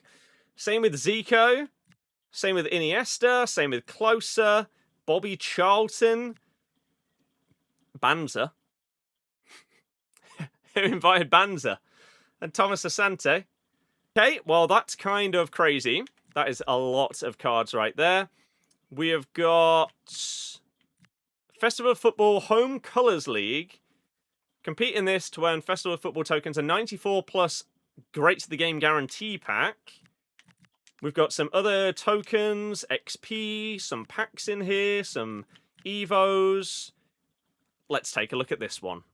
Just to see what kind of thing we're getting. Okay, it's bang average. But that's fine. It's still some new objectives. We have got in Evos... Oh, also, actually, whilst the Evos load, if you want to get some coins to afford some of these 4 playstyle plus monsters and get up to my kind of coin total up there, they are so ridiculously cheap right now. Go and check out Loot Bar down below. By far the cheapest place to get your coins on FC26 on all platforms. 10% cheaper than others and delivered in as fast as half an hour. Some of your favourite YouTubers are already using Loot Bar and the reviews are fantastic. And if you use my code BirdieX at checkout, then you'll get a bigger discount on your coin. And with Loot Bar's new self-login delivery system, you can reliably have the safest coins on the market, unlike other websites where there are many reviews of people getting cheated out of their coins. So go and check out Loot Bar in the description down below. The absolute cheek of EA to bring out an Eto'o objective that is driving people insane. And then you bring out an Evo dedicated to him. You are sadistic little clowns. I swear to God. Cameroon King is a new 125k Evo, where Eto'o is the base player that they're putting there.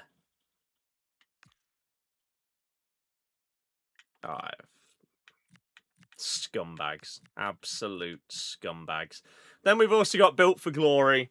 Short passing, balance. Okay, you do actually get a fair few things here. Max 90 rated. Let's have a little look at someone like Kaka. Not bad for a free one. Not bad. Okay, SBCs. What we got? What we got? Greats of the Game. Challenge 1 gets you a Prime Mixed Players Pack. Okay. Luis Figo. 20 squads. He's not... Why is every player at this stage of the game not double 5-star? It's nearly July. Come on. When you're making people do that many squads, that much fodder. 5-star, 4-star on Figo. Right side or cam. Good stats, but everybody in the game has good stats at this point. Why would you put yourself through all of these squads to get a card that's probably not going to be better than anything you've already got? Okay. 1 of 3, 92 plus TOTS Summonations, UEFA Winners, or FOF Path to Glory. How expensive is this? 87, 88, 89. We could maybe do this for the content and see if we get anything huge. You've got a tradable TOTS upgrades to try and bring prices of Team of the Seasons down. Okay. Let's have a little look what I have got in my dupe storage. And if we've got some stuff, then... yeah, we can do this. Right. Let's whack in you. And this needs to be an 89 rated squad. We are comfortably going to be able to do all of this. We'll open up this pick. Most likely get nothing from it. My God, I've got so many Gabriels in here. That is ridiculous. Yeah, most likely get absolutely nothing from this. But YOLO, right? You never know what you're going to get. Let's quickly go and see if we can... oh, wait, is that already... oh, okay. We are perfectly on the brink with our rating. So let's do that one. Then we've got our 88 rated squads. Dear God, the game is very slow right now. We need any Team of the Week, Team of the Season, or FOF player, which seems to be the standard with basically every SBC that's coming out now. Instead of Team of the Season or Team of the Week, you can use FOFs, which is why it's a tad surprising that they're bringing out a Team of the Season SBC when you could just use FOF cards, which everyone has surely got a fair amount of. I don't know. EA logic. You can't question it, otherwise you'll probably go crazy trying to figure it all out. You can go in there. Una Batier, laggy menus. Dear God, we overpaid on our... wow, we definitely overpaid on our first run through. There we go. Right, and then one more squad. All of this just to get 3 garbage cards, most likely. But... my pack luck over the last month or whatever has been very, very good. We recently packed Florian Wirtz, so maybe, just maybe today, we could continue that with an absolute monster of a pull. And if so, I'd like that, EA. I feel like the people watching would appreciate that as well. They want to see good packs. You want to try and get them playing your game, right? So, surely... you give me good packs, and then everyone sees them and then does them themselves, doesn't get anything, and then they put money in. That's the logic. So here we go, EA. Have you listened to a word that I've just said? 92 plus 1 of 3. Team of the Season Summonations. What absolute garbage are we about to get? Here we go. Pow. Number 1 is Reach. I feel like they should have only really put players in here that have been called up to the World Cup. But okay. Number 2. Sano. Right, it's a good card. It's not worth anything. And number 3. Right.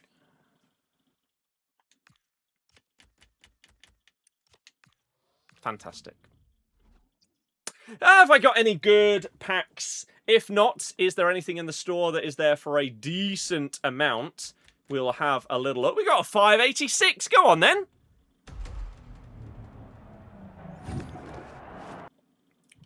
We love pack weight. Oh!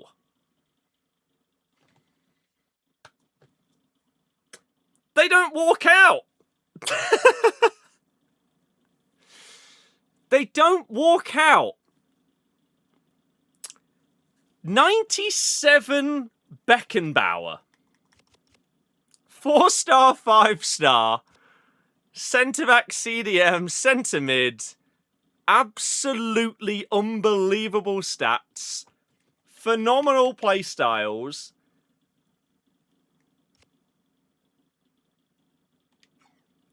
That's quite good. We also got Miroslav Klose, who is double 4-star in June. Why do you hate some of these players, man? Yeah, the pack look continues. Beckenbauer, who knows how much he's going to cost. I mean, centre-backs have, like, a hard cap of not being able to be, like, 15 mil. But I think I'll put him in my team.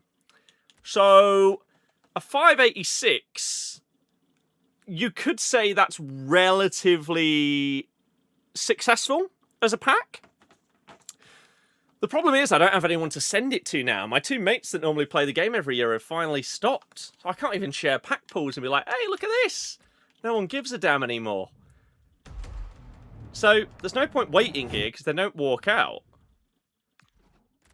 We don't get one in that one. Close to my best pack of the year. Yeah, it's pretty good. It's pretty good. Have we got any other big packs that we can open? 585.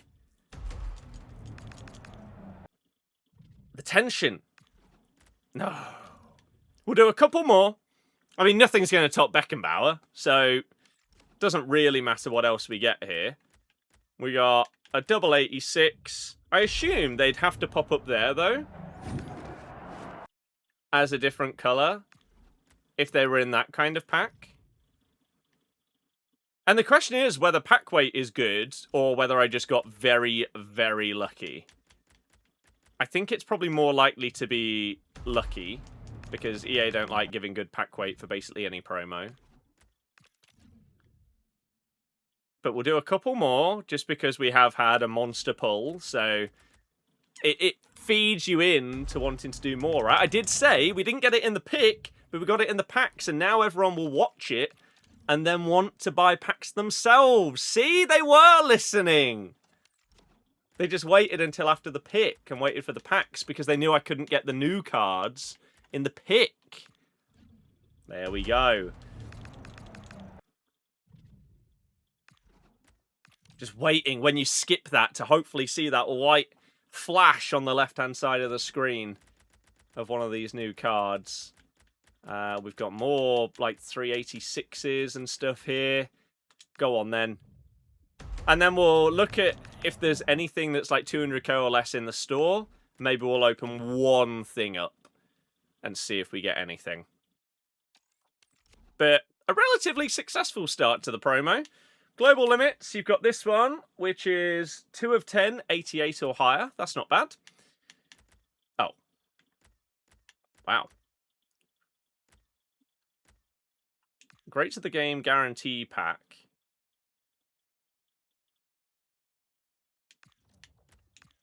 Is...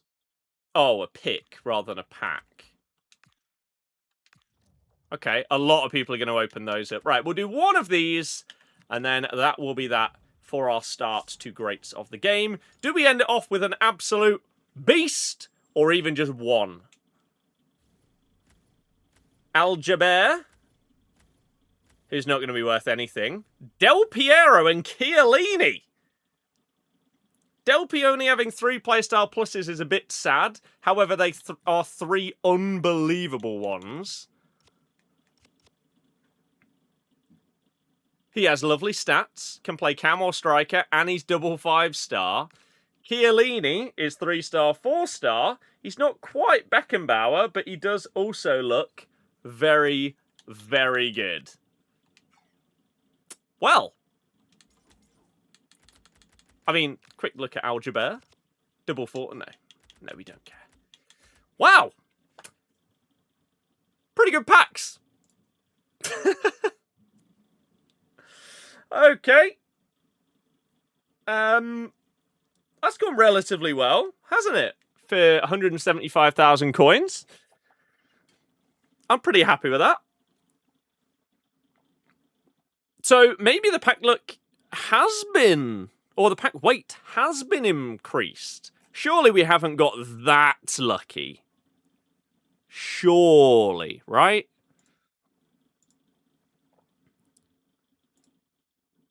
I mean, there's a possibility, but... Like Del Piero, as I say, 3 playstyle pluses when...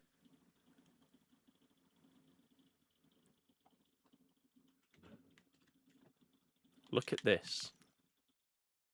Yeah, I don't know why they don't... Oh, that's tradable. Well, then that's actually a little bit depressing that I've just seen what I've seen. I didn't realise that was a tradable pack.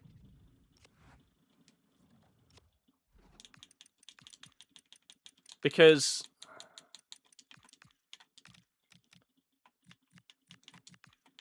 Look at this. Look at how cheap you can get someone like Del Piero for right now.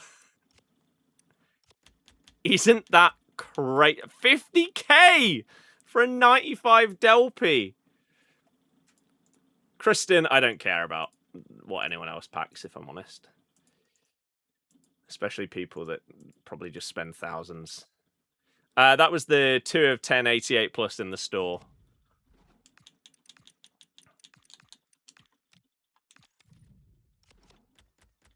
Wow. Pack weight must be pretty high.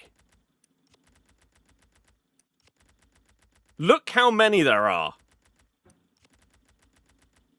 I think we just keep them in the club. Might as well. They'll get used in videos. Beckenbauer, though, is... I have absolutely no idea what he's going to be worth. What are people going to have undercut at?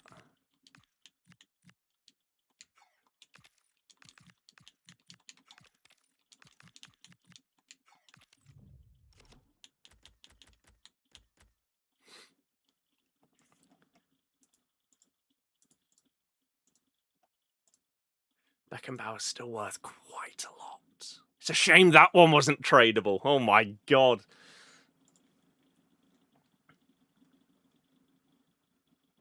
But that is one hell of a pull. Another multi-million card pull. Wow. Okay, we'll look at the new guys. Rivellino. Always look average. You'd rather coins you only keep if he's untradeable. Yeah, look at that moustache. Oh! That is beautiful. Double 5-star. Cam or left wing. I don't think I've ever heard of this guy. Rivellino.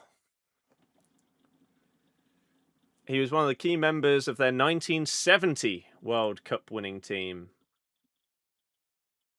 He's currently 80 years of age.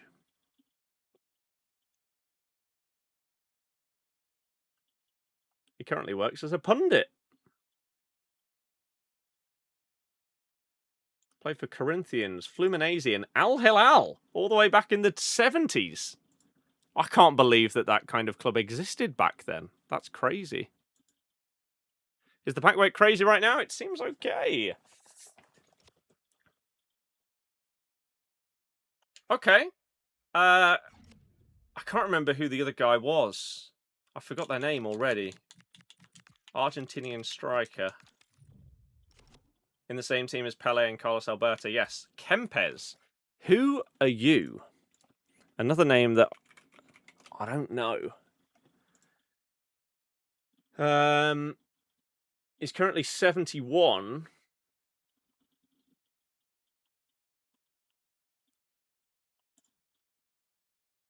Why does it look so familiar? Looks like a mix of like Cantona, Djokovic, Fellaini. The face.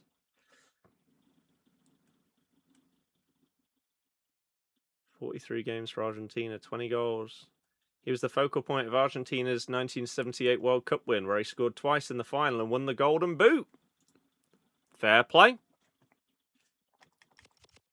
4-star, 5-star. Striker Camel, left wing. I mean, okay. Cantona's face, Kevin Keegan's hair. Yeah, true.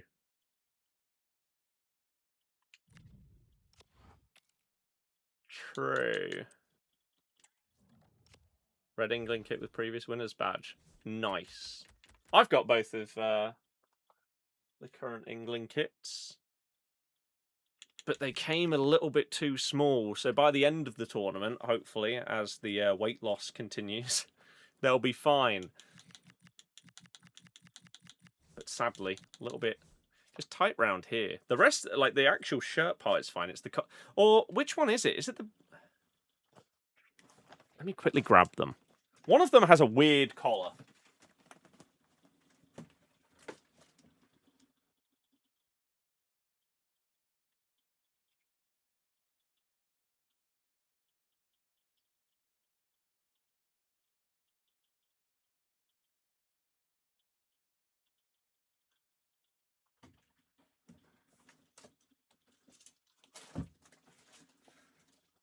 Waited till the badges came available. Yeah, that's fair. What do you think of the Fatawu objective card? Haven't seen it. So, I really like both of our kits this year. I really, really do. But it must be this one. Yeah, the collar or like neck on the home shirt is weird. It's just a bit odd. I remember seeing comments about it when the kit was announced and like revealed, but then didn't really think of it at all after the fact. But then when I got it, I was like, oh, yeah, that is a bit odd. It feels weird. We'll see if that feels the same going forward. Oh, that's what we were going to quickly do whilst that video is going live, is check their base cards, these new icons. So, Rivellino. Oh, they haven't put his base in the game yet. Fair enough, we can't have a look at it then. But you said there's a Fatawu card.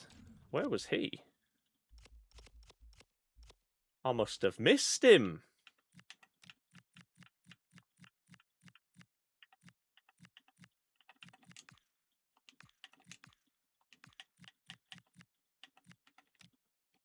Live events.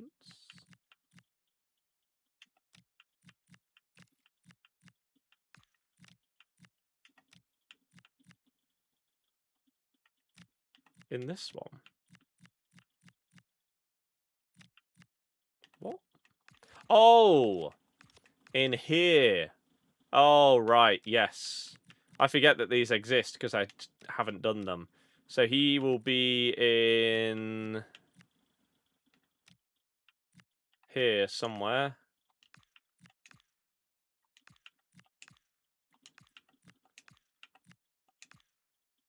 No?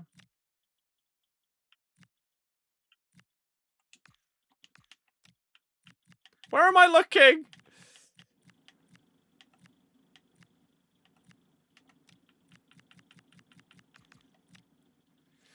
I've given up. Let's get this video.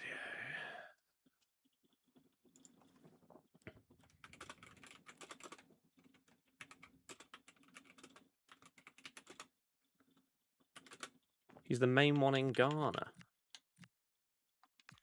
Oh, there. I see. Fatawu Abdul. Let's see. Have they been stupid and kept him as double 4-star because it's EA? Or is there any word? Like, have they also given him any other positions? Have they been interesting with this card? Or have they basically just given him a slightly better version of his future stars that is only going to be able to play on the right and is double 4-star? Because that's what this one was, right? Yep.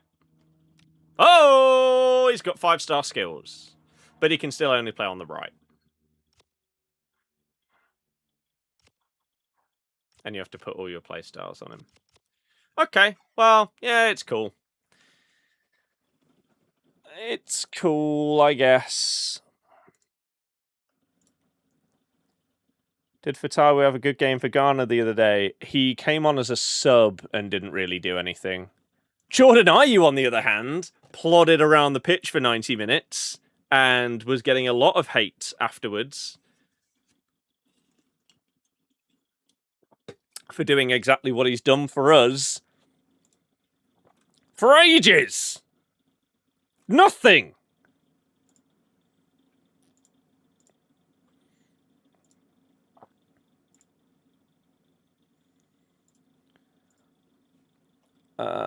Let me download. Let me download this. Beckenbauer, who's now down to 3.5 mil. I'm still going to title the video 5 million coin player.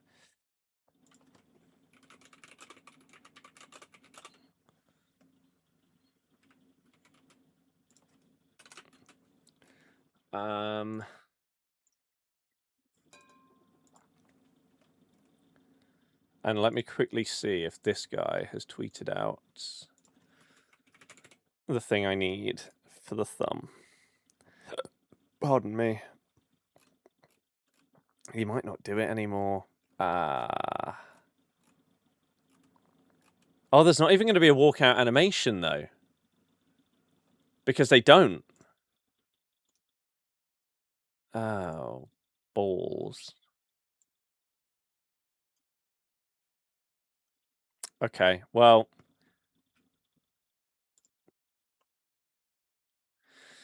We'll make this work. We'll do that.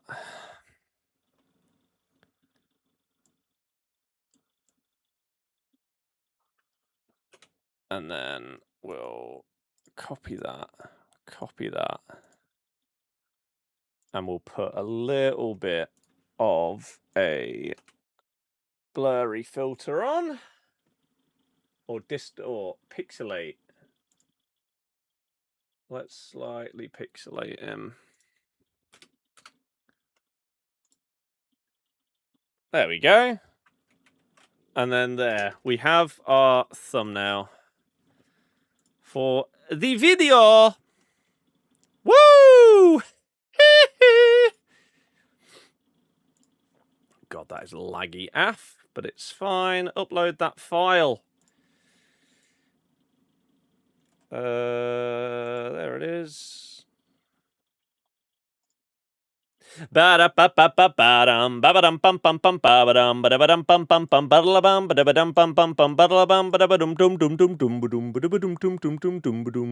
two, three, four. Put that at 2:30. We're getting comments on our Facebook posts. Oh, that was something I was supposed to say earlier. When I was talking about like the footy channel and the stuff that we're uploading and everything like that throughout the World Cup, I made a decision the other day, which I'm very glad I did. Because on the TikTok side of things, I've not been uploading many TikToks when it comes to FC. And so I have a Facebook page that I opened up all the way back in like 2013, 2014. Back when people cared about Facebook. To interact with people and everything like that alongside Twitter. And I had it set up recently. I decided to connect it. So if I uploaded a TikTok on my page, that it would auto get uploaded onto my Facebook. But I made a conscious decision, maybe 4-5 days ago, that, you know what? Over the course of the World Cup, we are pushing so much more content on the footy channels that why don't I transform the Facebook page into that, from an FC and FIFA based page into basically my football channels, but on Facebook. And so now, whenever I upload, I just had to relink it to my other Instagram account. So now, without having to do any more work, literally with one button press that is now auto-applied on all Instagram Reels, whenever I upload on Insta, it now goes out on Facebook as well. It's gone really well. I'm very, very surprised because I remember using Facebook as like a page owner previously. And the big problem with it was, here's what you missed on that. If you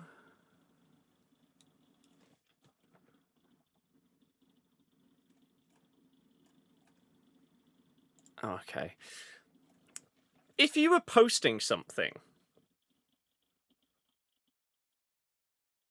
then it wouldn't get pushed out to the people that liked your page a lot of the time unless you paid to like boost it. Like, it was in their boosting promotion that if you want to reach 100% of your own audience that follows your page, you have to pay, which is mental. So it's why I didn't touch it for years and years and years. But now I've set it up, and in the past 5 days, one of those videos has done very, very well. Where is it? Content library. Is this going to load?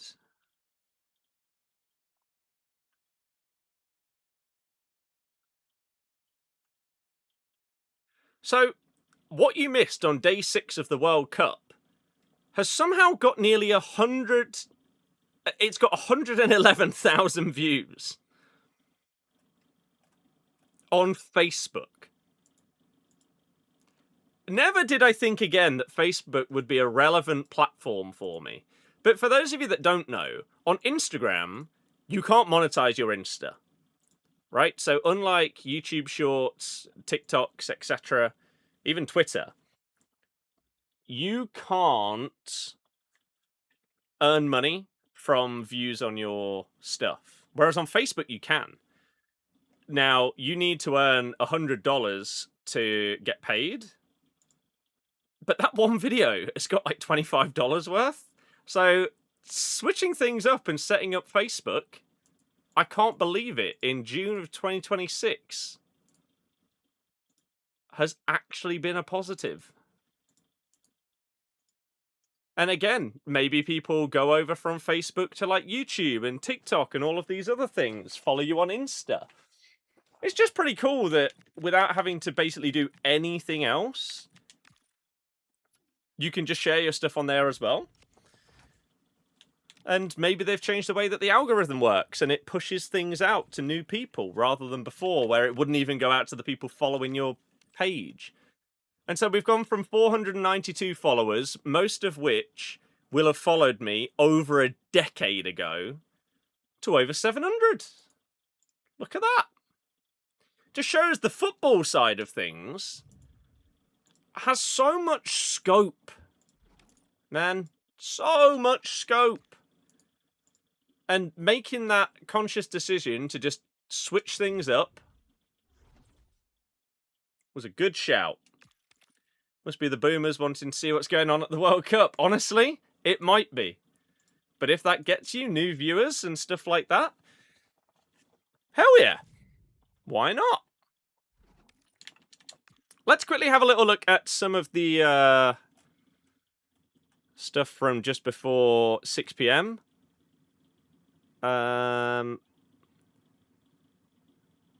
condolences on the new manager. From personal experience, rival fans will have a great time, though. I did a video on the Footy channel yesterday reacting to our, like, reveal and first interview and everything like that video that we did with him. And I've said this about Russell Martin for a couple of years. He talks the talk very well. But the question is whether he can walk the walk. I do like the fact that we have now just got it done early. Right? Before preseason starts, we've still got the rest of the World Cup to go and all of that stuff. He's in now. We're attempting to sort out the rest of, like, his coaching staff and things like that. What we also need to do is get rid of anyone that's not going to be here and just get that sorted as soon as possible. And just get close to our starting squad for the season.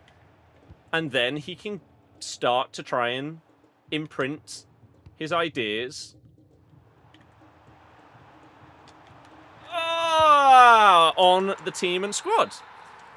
So, for me, I'm against the appointment because of his stubbornness to change his play style. As, like, a level of manager, he's obviously good enough for League One. Simple as that. Like, he got Southampton promoted from the Championship to the Prem. He's clearly good enough for League One. But the problem, as I've said many, many times, is the fact that even if it's not working, he still, for whatever reason, thinks, oh, you know what? Let's do the exact same thing that cost us our last 5 goals and cost us 3 games in a row. Let's do that again without changing a single thing. That'll work this time, surely. No, it won't, Russell. So the question is whether he has learnt anything from those last couple of jobs and will adapt. If not, dear God. Dear God.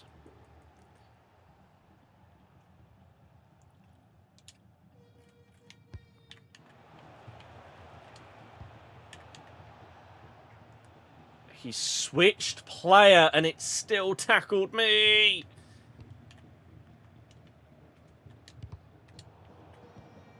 The Dembele! This game is depressing. Oh, what's the point in tackling someone if it bounces straight back to them?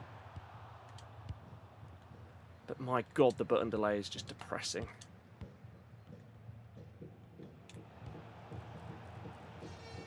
No.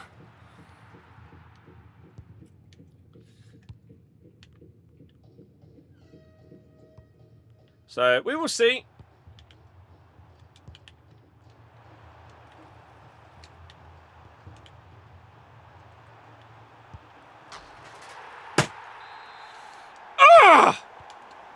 This objective.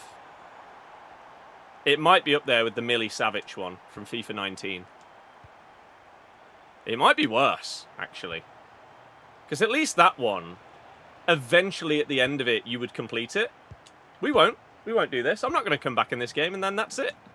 I've probably wasted, like, 4 or 5 hours of my life making no progress on this objective.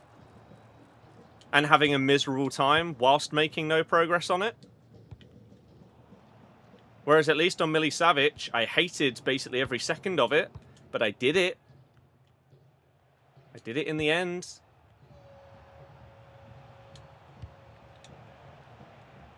You jammy sod. Yeah, this has been the single worst thing on FC26 for me. This objective, the Eto'o.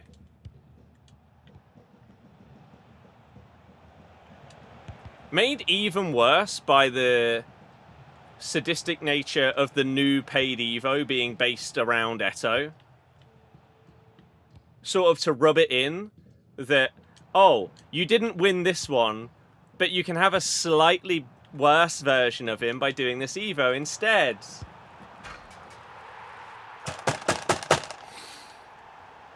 And they're pausing for me to leave. Like, just every single thing about this game is depressing, isn't it, really? Just is. I'm not sure what redeeming features there are. Like, I just packed a player worth, like, 3, 4 million coins, something like that. Has it changed what my enjoyment will be day to day, game to game?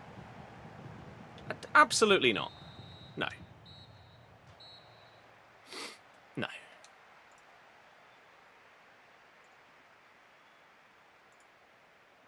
You say Figo looks even worse. Schneider is 27k.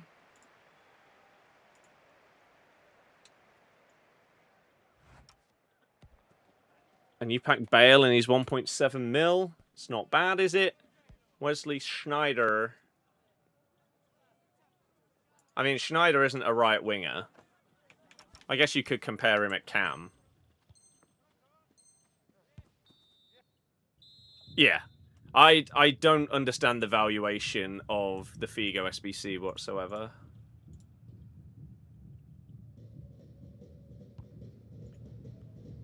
It's bizarre. So I got Horizon promo. The cars that aren't available yet have challenges and blueprints where you can drive them. As in, the ones that are coming up in the current, like, festival playlist. I need to do the Horizon promo stuff. It's just effort. The thing is, I know that in order to 100% the game, it's still going to take me, like, 2 months. In order to be able to get the points for the series history car. Assuming that the next series gets you 200 points. Which, judging by the fact this one did, that is my assumption.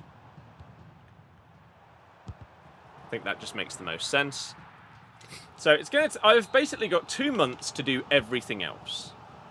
Getting to level 100 online will now be really easy in that time frame because of the fact they've adjusted everything.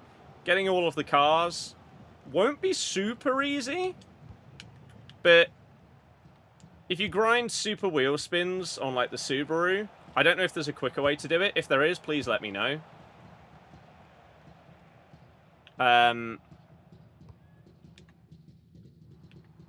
Yeah, doing that over and over, I think will be the best way to get all of the credits and therefore all of the cars. And grinding the wheel spin cars, which is just pure luck, which is a bizarre mechanic to have in the game. It's kind of infuriating, but hey-ho. It's expected.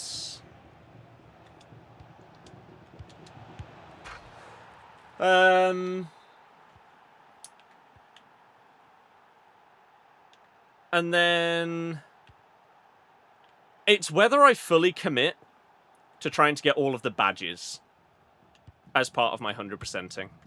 If I do, that's going to be an absolutely monster grind online. The Eliminator, hide and seek, and stuff like that is going to be a crazy amount of time. That's infuriating. Especially because this person is just an absolute tool of a player.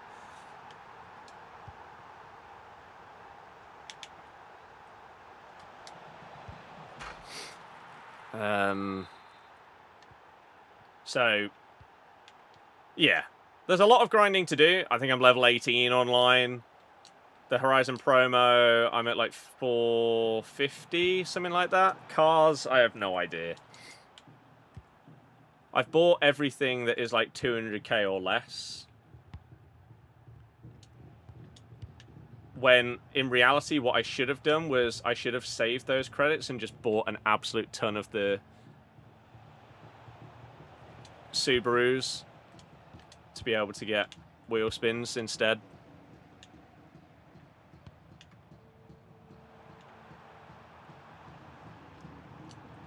And then buy the cars afterwards.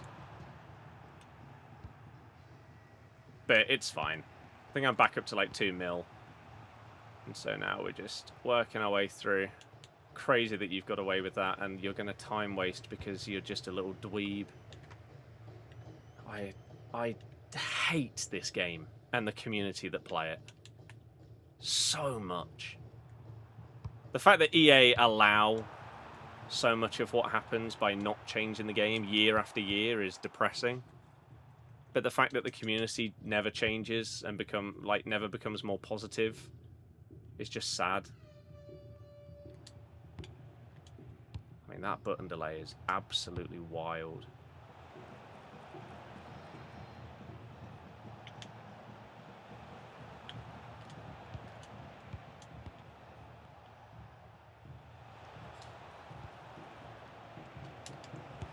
Oh, and then the AI block. Your game stinks. We've done everything right there. And then, of course, someone that you're not controlling flings themselves in the way. And there we go. I can't get Eto. What a waste of time. Energy, effort, stress. Just garbage.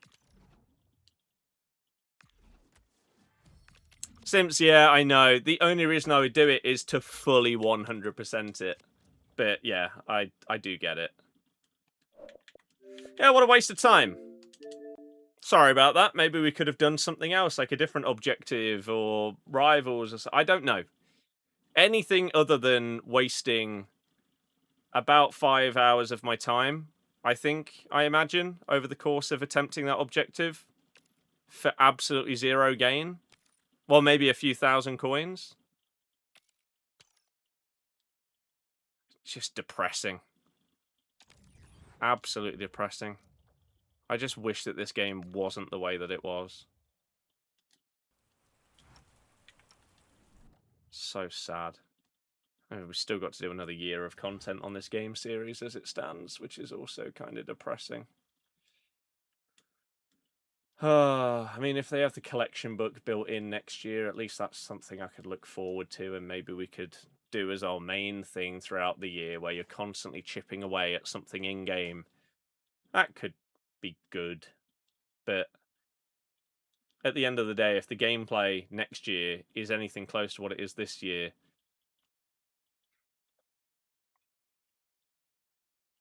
dearie me. Fell into this rabbit hole last week, never played FCs since 2016. Ooh. See, that's upsetting, because you left on one of the worst ones we ever had in FIFA 16. You then missed the two best ones we've ever had in 17 and 18. Then 19 was garbage. Then 20 was good. And then since then,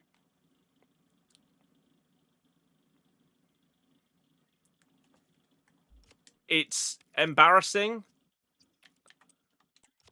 how they have fumbled this game series so bad. And it just gets worse and worse and worse and worse. Get everything done, points and gold tabs wise. I've done pretty much everything that you can do, other than the Horizon promo.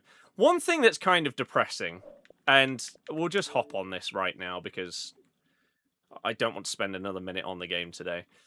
One thing that is slightly depressing, and this is like an EA style thing, right? Why do this? Once it resumes,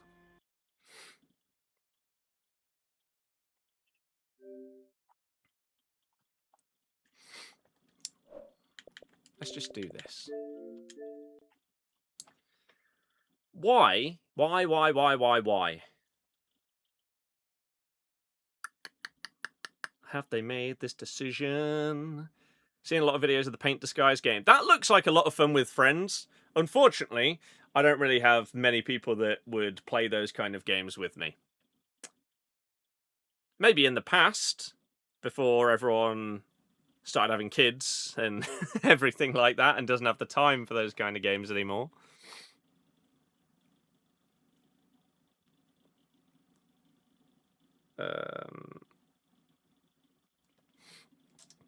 Great to the game, Foot Champs. If you think I'm spending a second longer on that game today, you're mental. Let alone playing Champs on stream today. Hell no. Champs on like Monday or Tuesday? Sure. On a Friday night? During the World Cup? Hell no! But even more so because I've got to go to my sister's to dog sit. So once we finish off on stream, I'm going to have a shower, get some food, and then head on over. You didn't try and play the Gauntlet? You played once and said nope to it? Yeah, it's pure depression. Pure depression. But yeah, that paint game does look... I actually watched a fair amount of videos on that in the last, like, 2 days. It's been really enjoyable. Hat Films hopping on it was good. Ludwig and, like, F-Slayer was good. New season on Forza is depressing. Welcome back, Scott. Why'd you say so? I don't really care, like, what cars are in it and stuff like that. For me, I have...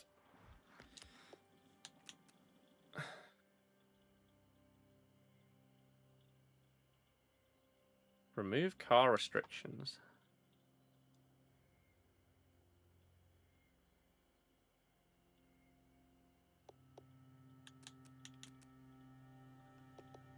Sure.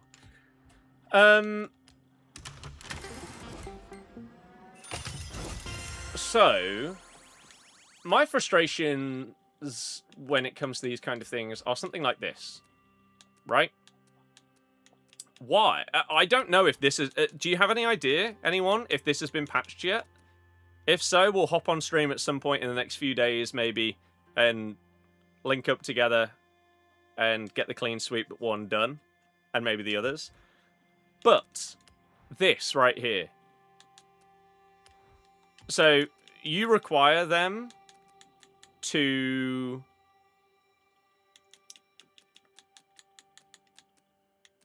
put certain stuff in the online festival playlist in order to tick these things off. So we've got 2 remaining. The Trial and the Horizon Stunt Party. In order to get this done. In this month-long series, we've got the Trial, but we don't have a Stunt Party. And so now we're in a situation where you're going to take at least another month to be able to tick this thing off. I'm not a fan of that. I don't know why you purposefully time gate some things in-game, which means no one's going to be able to complete the Horizon Legend and get the Green Crown clothing reward for at least another month. And for what reason? Just 'cause? Yeah, I don't like that that's a thing. I don't know if you can complete the car collection yet. I know you definitely couldn't before. I don't know if you can now. Or not. Should just have Stunt Party, and every month there's a series reward like Player Stunt Party. I agree. Like the monthly Rivals thing. It's bizarre. I'm glad that they did the change for that achievement. This one, again, is another one where it's going to take 2 months to be able to get this thing. You need 500 points here. Which, actually, I'm looking at this now. So, yeah, how long is this going to take? After this next one, you're going to have 380 points. In a month's time, you'll have 380. You're still then going to need another 120. So, this is going to take 6 weeks. At a minimum. 6 weeks to get the last achievement. And that means you have to hop on every Wednesday and do everything to make sure that you're getting all the points every single week. Or Thursday, whatever one it is. Might be Thursday. Thursday at like 3 PM. I think is when it flips over. So yeah, we are at least 6 weeks away from being able to get the final achievement. Now, what that does mean for me is that I can smash everything else out, and potentially 100% everything else in the game by the time that we have the ability to get the final achievement. And so then, once that happens, I can tack that on at the end of my video, and boom. The channel launches at the end of July, going into August. And maybe I try and have, like, another video or two ready to launch pretty soon after that one.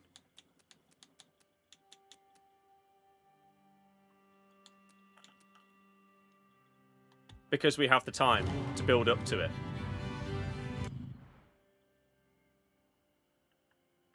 Is there an offline playlist that may be able to add additional history points? I don't know what you mean. The series history is just this.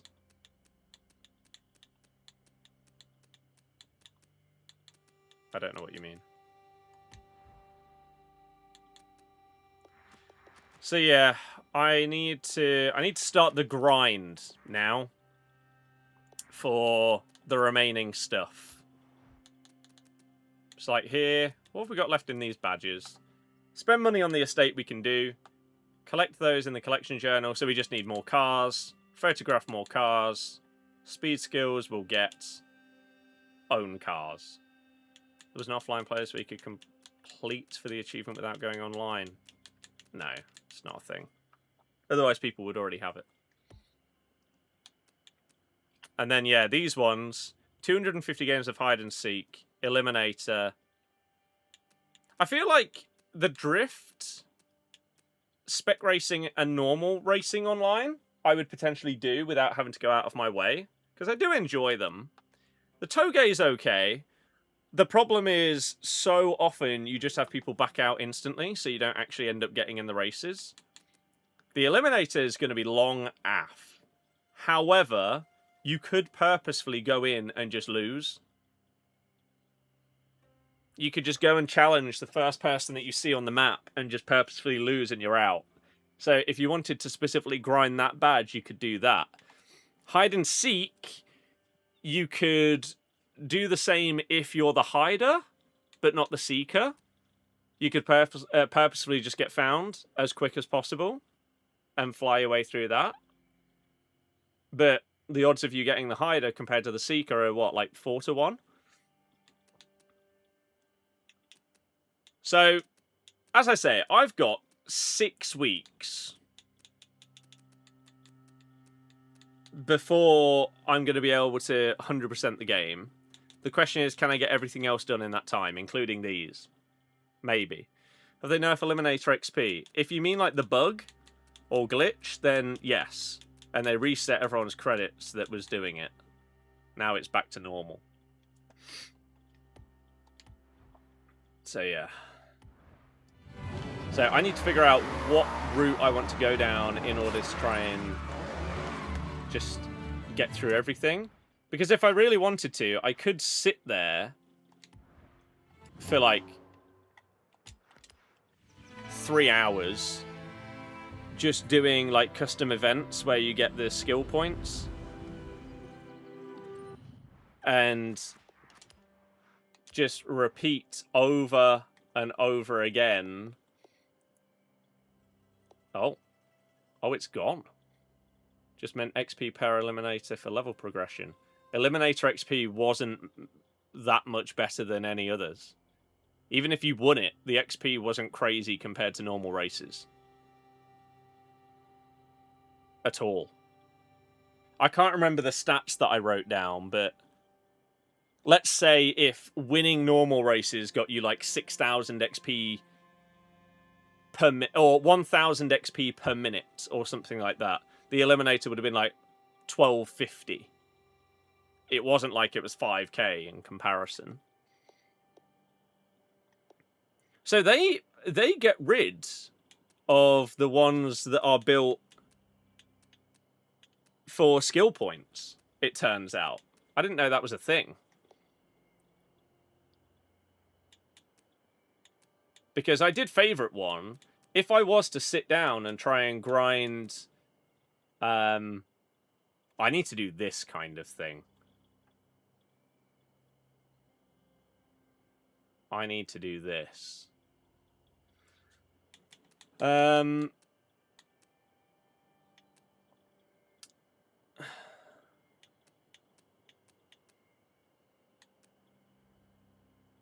that's a grind as well.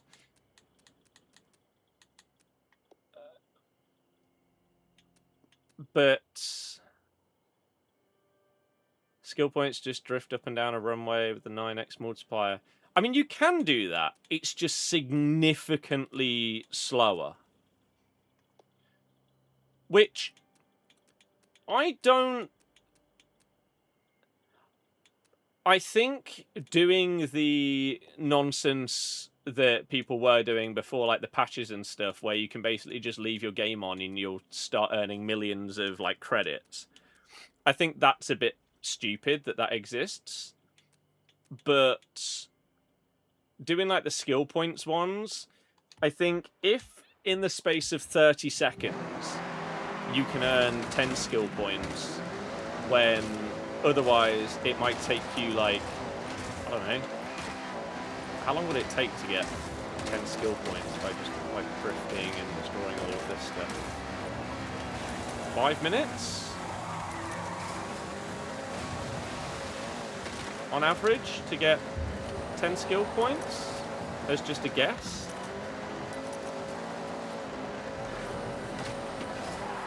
If you can do that in 30 seconds,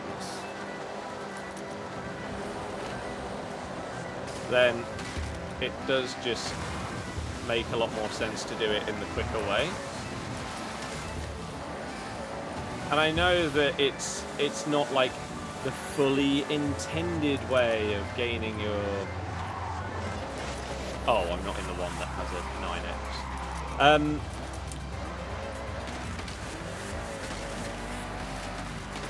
But I think if you have so many... I think there's like 45 cars or something that are locked behind wheel spins. That's stupid.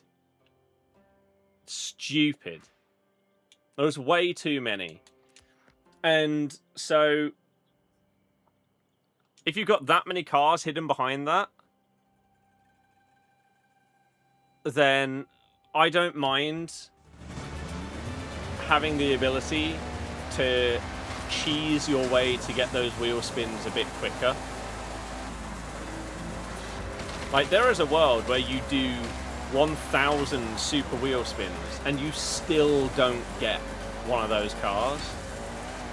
So if on average you can bring it down to like 30 seconds to get 10 skill points instead of, maybe if we're being generous, I don't know, like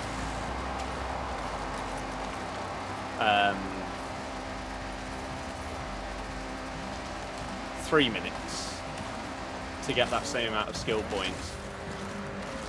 To obtain all of the cars in the game, you're going to save so much time. So much time. So I don't mind doing that as part of the grind, when we've also got the other grinds of getting the badges from all of the online modes, from getting to level 100 online, doing all of the series stuff over the next 6 weeks at a minimum. There is a lot of grinding to do. I think having that as an option is fine. I think there's so many so they can put them in playlists in the future. It's hard to find cars. Yeah, probably. But for me, it's a bit much. Classical, epic, emotion. So we will see. Brighton has submitted a new bid for Vuskovic. Understand proposal worth 45 mil package. Wow.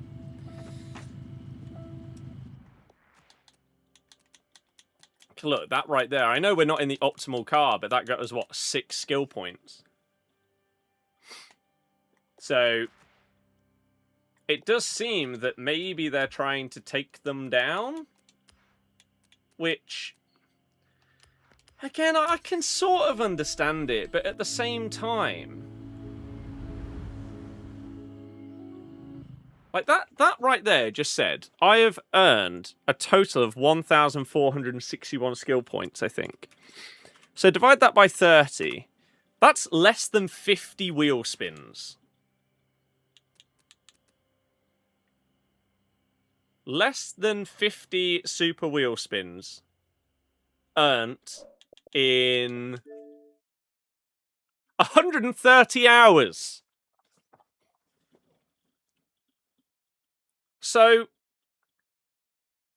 with the odds of you getting the exclusive cars off of there, I think if you don't cheese it a bit, it's one of those where you're just purposefully making it take significantly longer than it needs to.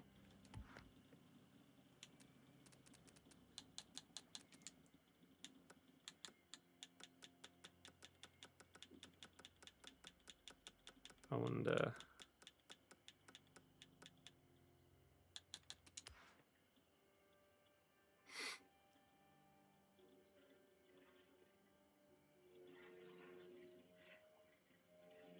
You can't get them on the auction house. No, they are exclusively on there. So these kind of things...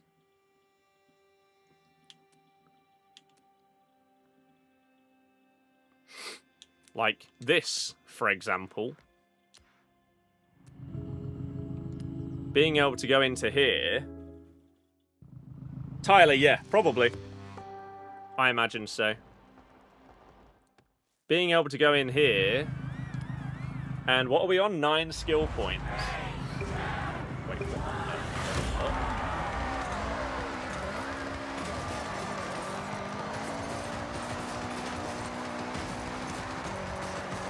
If in like 30 seconds we can earn 10,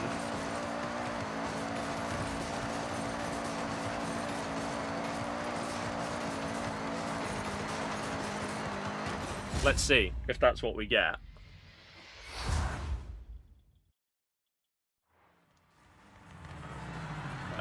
Continue. Let's have a look.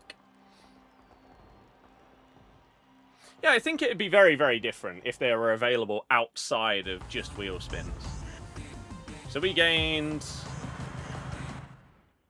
8. 8 skill points right there. Right? In 30 seconds. Rather than having to take multiple minutes to earn 10. You're just going to save yourself so much time over the course of it to obtain all of the exclusive cars. It's like we started this current like skill chain at about 30 seconds there. Let's see how long it would take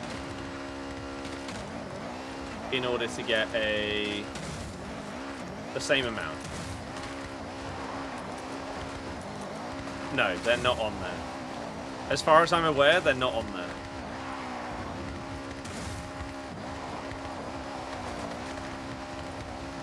Which is why everyone's going mental about them. I could be wrong, and maybe they are just basically impossible to snipe because everyone wants them and they're near impossible to obtain.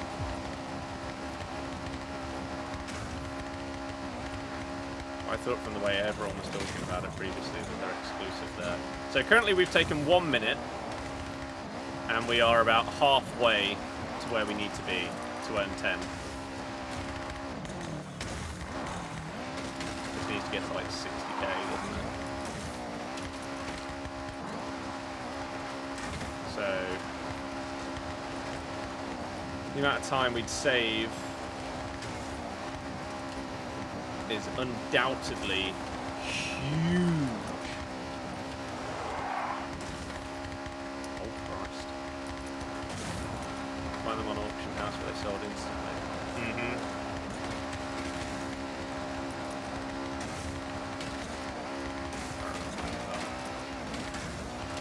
So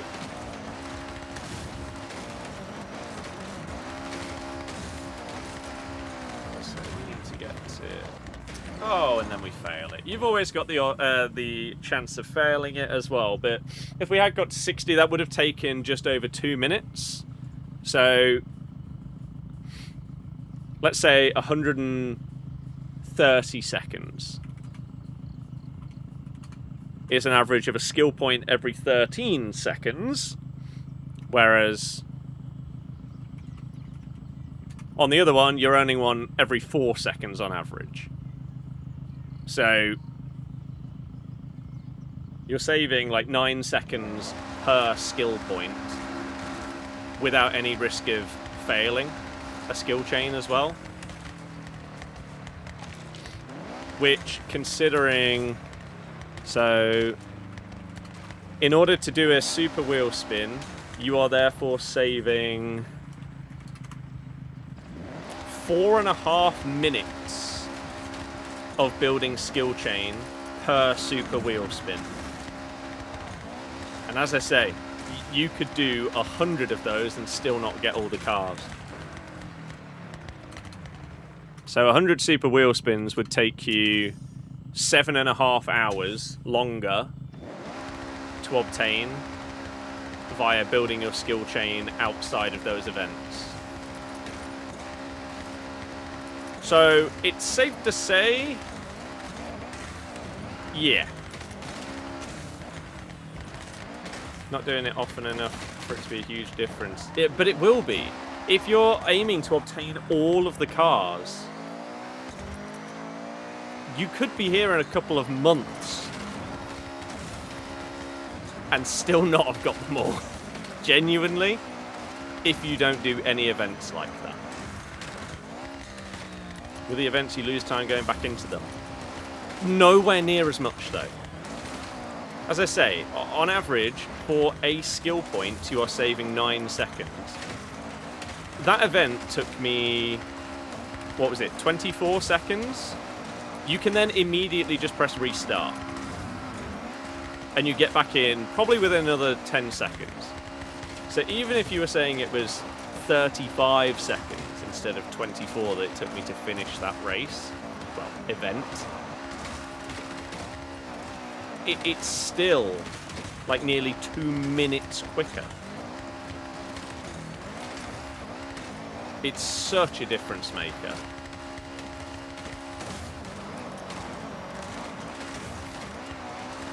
Like, I think there is a list somewhere. Wheel spin exclusive cars. Forza Horizon 6.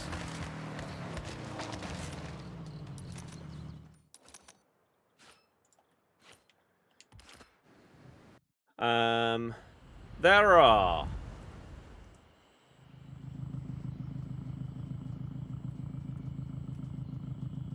1, 2, 3, 4, 5, 6, 7, 8, 9, 10, 11, 12, 13, 14, 15, 16, 17, 18, 19, 20, 21, 22, 23, 24, 25, 26, 27, 28, 29, 30. 1, 2, 3, 4, 5, 6, 7, 8, 9, 40. 1, 2, 3, 4, 5. 46 cars that are exclusive to wheel spins. 46. I'm going to see if I can see how many of them I've got. And I'm actually going to note this down. Which ones I do and don't have. Or don't have, I guess. Well, I mean, Apollo's not in here, so I don't have that one. Oh, we might as well copy these and then delete the ones that we do have. Right. Thankfully, they've done it in alphabetical order. 2019, we've got the Superleggera. Valhalla, we do not have. 1983, we do have that one. Bentley. 2016. This one. We've got that.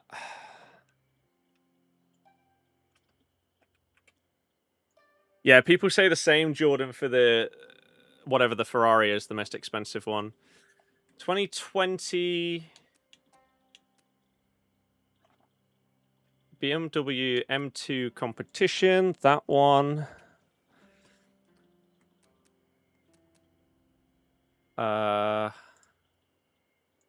We've got that one. 1960 and 2019. We don't have the 2019. 1960. Oh wait, why is it in this order? That's a bit. 1960. I don't have that one. So we don't have either of the Chevys. Dodge, 1968. Nope, don't have that one. 1970 Dodge Charger. No, don't have that one. 2016 Dodge Viper. Don't have that one. Ferrari, 1984. Don't have that one. 92. Don't have that one. 94. We've got that one. Ferrari, 2012. Nope. 2019. F8. Nope. Okay, so there's a load of the Ferraris that we don't have. Fantastic. Ford. Let's go from oldest to newest. 68 Mustang GT Fastback Forza Edition. That isn't the Forza Edition, is it? No. So we don't have that. 1986. That one we have. Hooray! 2014. T6. No. 2017. Focus RS. I don't think it's that one. M Sports Fiesta RS. No. No. 2020 F450. That's but a Forza edition. We do have that one. Oh my god, that looks crazy. F150 Lightning. Nope. Okay. 06 Formula Drift. No. 2015. No. There are a lot of these that we do not have. Hennessy. Nope. Don't have that one. Jag E-Type, I believe I have. No, I'm wrong on that one. There's another one that we don't have. Koenigsegg. We don't have that one. There's so many that I don't have.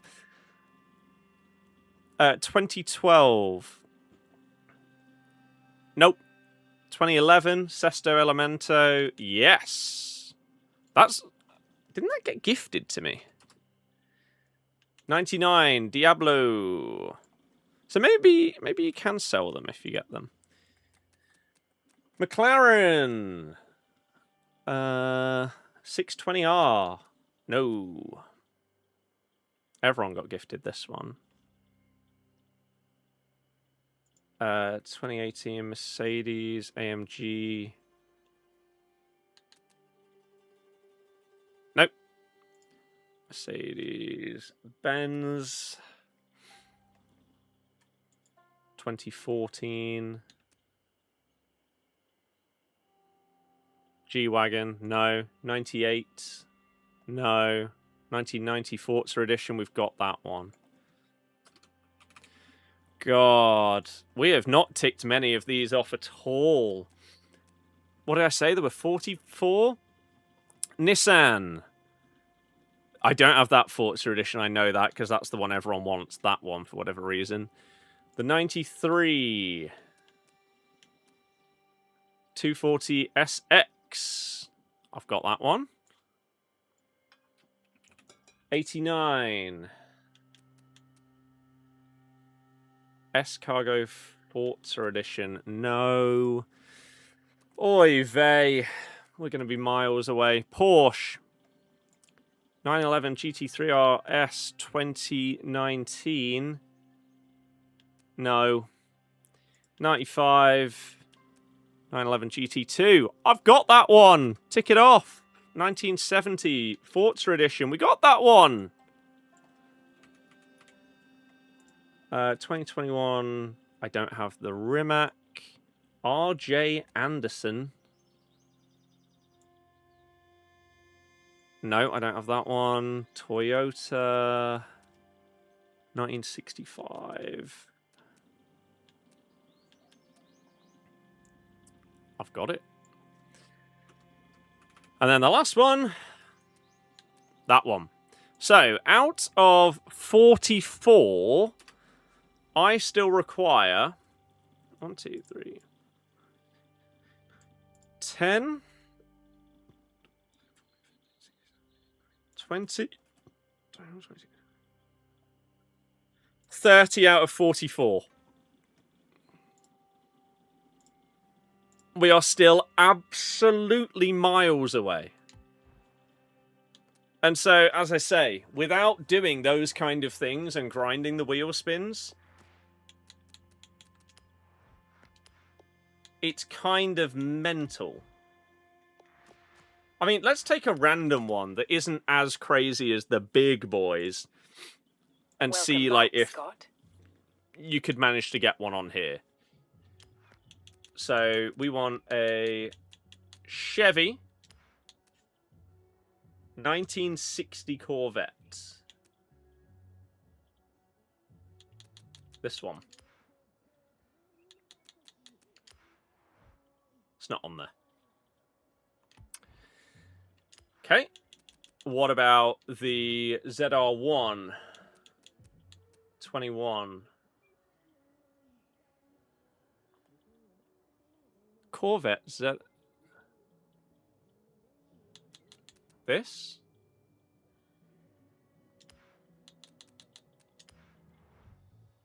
So they're all just going to be extinct on the auction house. And I still need 30 out of 44. I'm going to grind. Because that is silly. Favorite car up until now?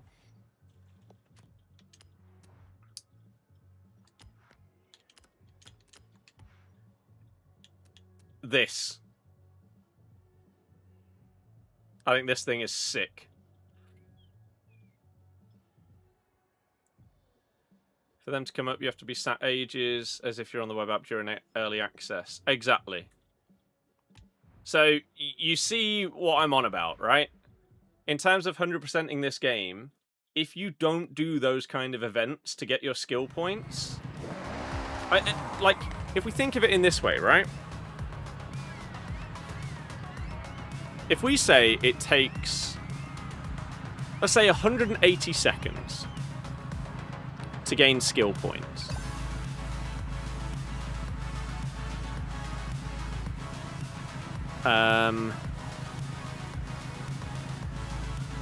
Wait, so we divide that by 10, times that by 180, divide that by 60.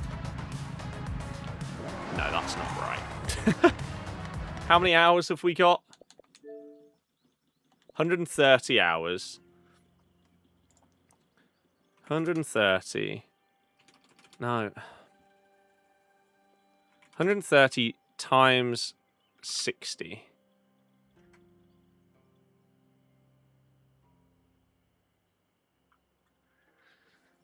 Times 60 again. Divided by 1,431.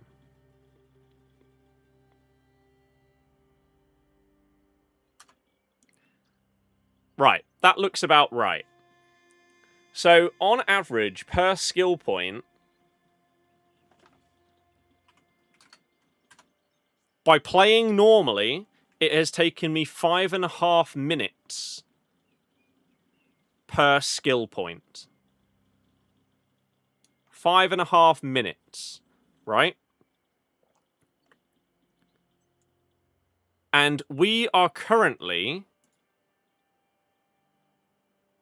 about a third of the way through obtaining all the wheel spin cars. A third of the way through in 130 hours.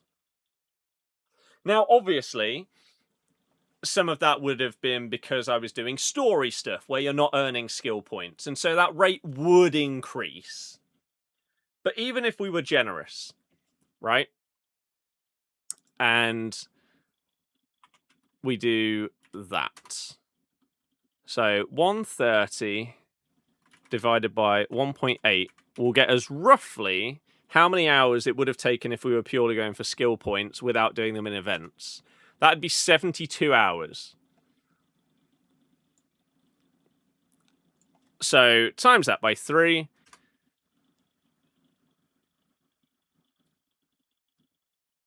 Or actually, no. So without doing events, assuming our luck continued at the same rate of time, playing normally, and like drifting around and everything like that, and earning skill points the normal way without events, it would take an estimated 140 hours of grinding skill points normally to earn enough to do enough wheel spins to get all the remaining cars at our current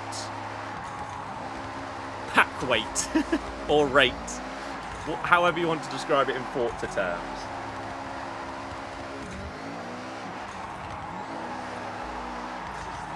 So I would very, very much like to not have to spend that amount of time doing it if I could do it significantly quicker. Ipax Beckenbauer from the new promo, so yes, I did.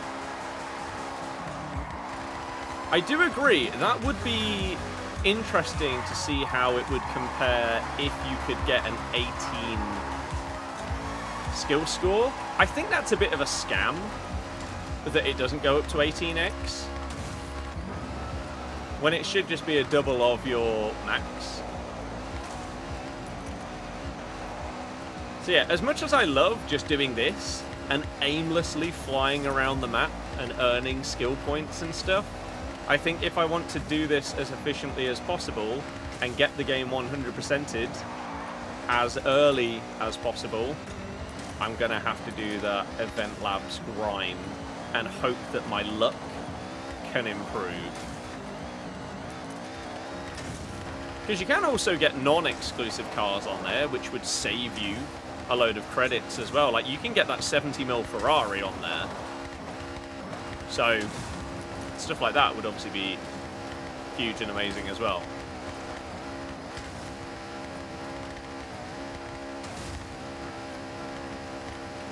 Just confirm they do show up on the auction house, bought the Bentley for 300k.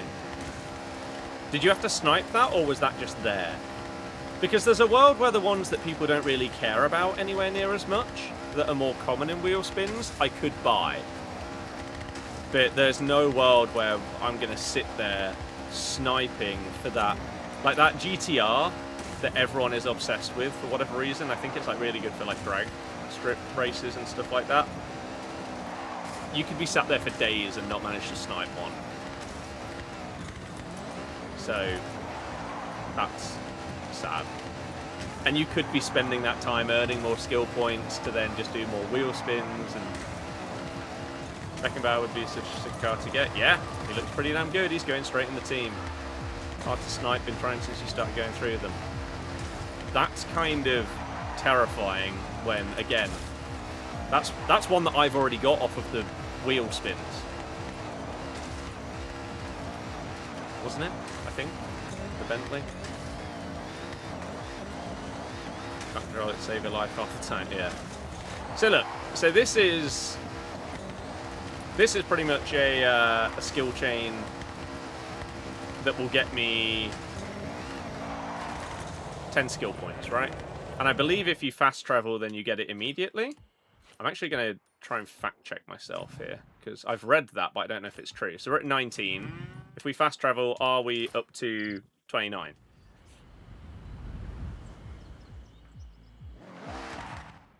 No, that actually lost it. Okay, well, that's the last time I believe something I read when it comes to skill points.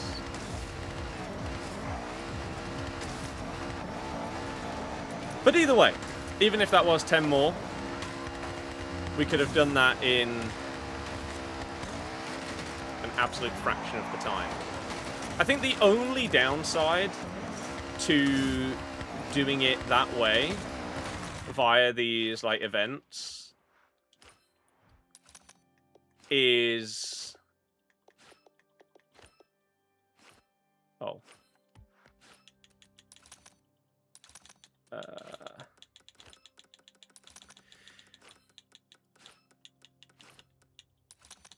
I think the only downside to doing it this way is that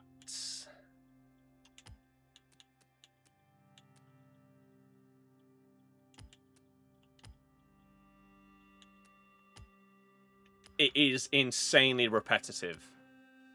Rather than just being able to fly around the map doing whatever the hell you want, doing the same thing over and over and over again will get boring and repetitive. But if the end goal is to get it as quick as you can, then this is going to have to be the way forward. Later on in the game, probably get easier and easier. Yeah, you're not wrong.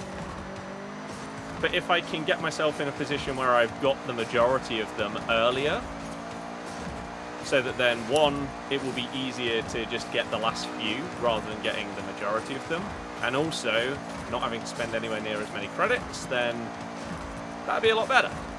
I don't know if there's a, like, I wonder if you can set up like auto drive on this, and if you would still get the same amount of skill points on it. If so, you could just set it up to keep going. But although I feel like auto driving ruins it a bit.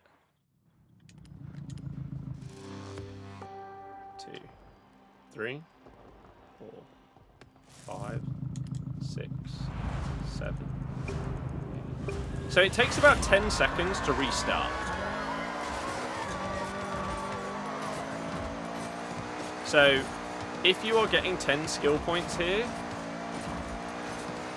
you are getting 10 skill points every 40 seconds. Which again, in comparison to earning them normally, you are saving at least anywhere between 1.5 minutes to 2 minutes per 10 skill points. Which is absolutely massive.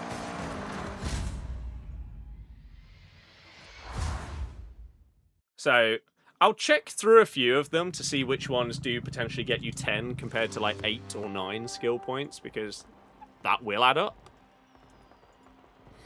Seen people create scripts where you just leave it and it does it all for you. You get the time save, but you're not a fan of that. I agree. Like, I can understand the people that would rather... Oh, I guess because I started the event, it must have taken the skill points that I had banked before that as well.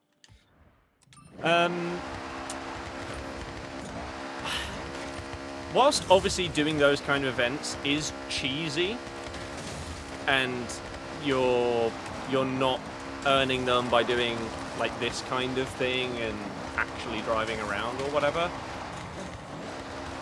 I think with just the ludicrous amount of cars that are exclusive to the wheels, outside of sitting there and sniping them for hours and hours and hours, days on end, trying to get one of them, I think doing the events is fine. I think it gets into a territory that I don't really agree with when you're doing stuff where, like, you set up your...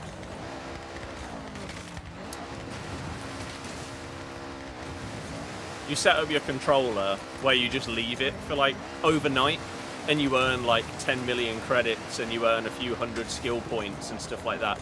I don't agree with that part.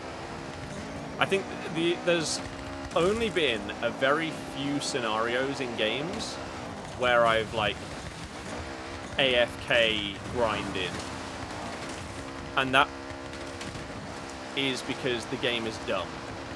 For example, Lego 2K Drive. The final achievement on that game required you to basically drive and drive and drive for like 20, 30 more hours than it took to 100% the rest of the game. I'm not exaggerating. And so I AFK farmed that final achievement. Because why not, right? At that point, I've done everything else in the game. That's just a ludicrous... You've completely misjudged that in your achievement creation. Whereas with this... the thought is that whilst wheel spins are chances, these are guaranteed. So if you can get the credits quickly enough and go through and buying them, maybe the time taken is quicker. I think the problem with that, though, is how are you going to get... How are you going to be close to having the credits to buy all of those? You're going to require tens of millions to get all of them, with how expensive some of those big boy ones are going to be.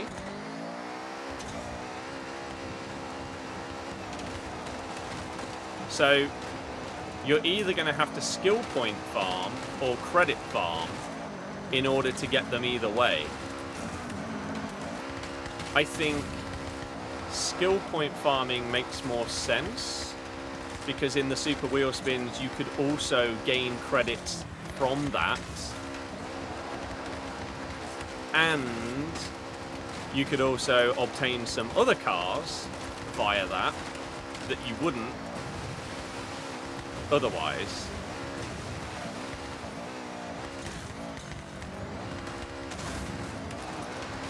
So you have a chance of obtaining the car that you're looking for, whilst also having a chance of getting a, like, 70 mil car. I think the skill point route just makes by far the most sense. As I say, doing this, I feel like this is one of the most therapeutic things, like, out of the games that I play, is just hopping on Forza Horizon and just flying across the map. Right? And just earning skill points like this. I think it's amazing.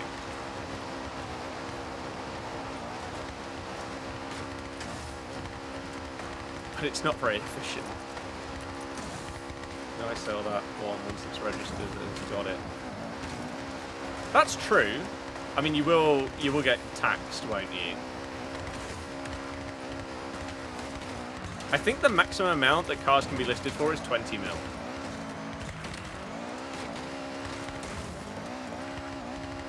But then I'm assuming it's like a 5% tax like on FIFA. So then you're losing $1 mil for buying that and relisting it. Yeah, I don't know how you're going to obtain that many credits without grinding either. So I feel like this makes more sense. Because I feel like credit grinding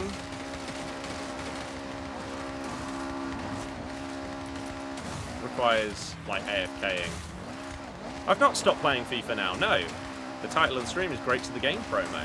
We were on it for a couple of hours, wasting my time trying to get Eto and failing. So, yeah.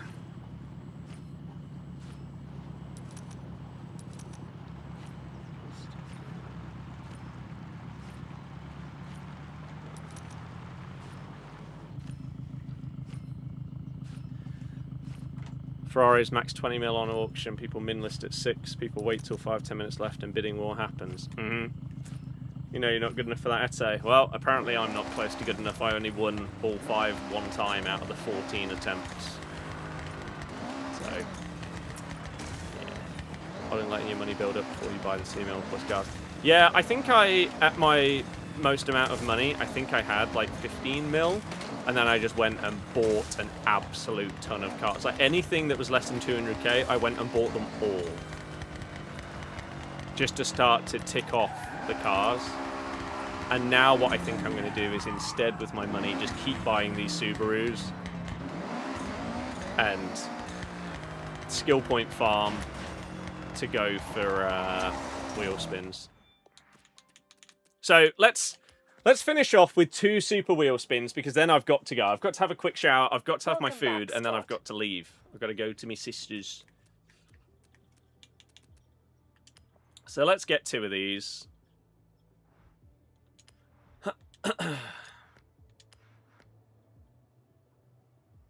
And I guess what you could do as well, by doing it this way, you could build them all up.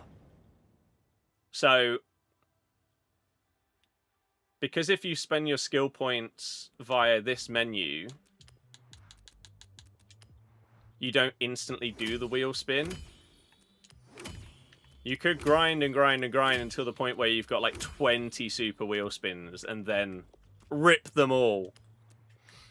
Maybe I'll do something like that. Maybe the next time you see me do Forza on stream, we'll have an absolute ton of super wheel spins to do.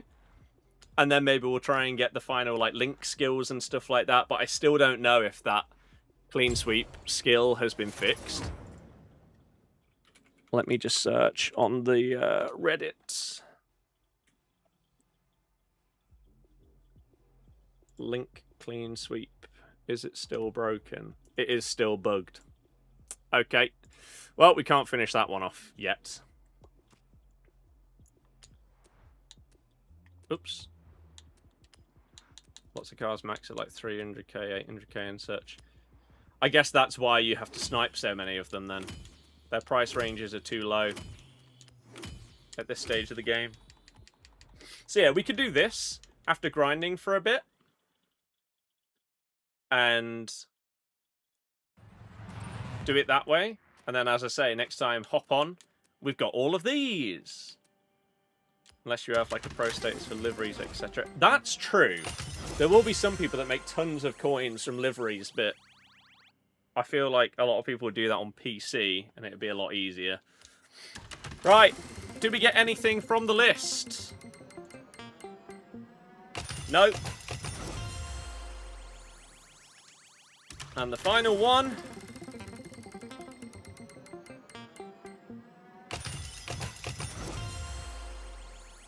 We do. Unless I already have that. Nissan. 2012. We don't have that one. That's the one that everyone loves. How fitting. That's the one that everyone wants the most from the wheel spin. And we've just got it. The drag car.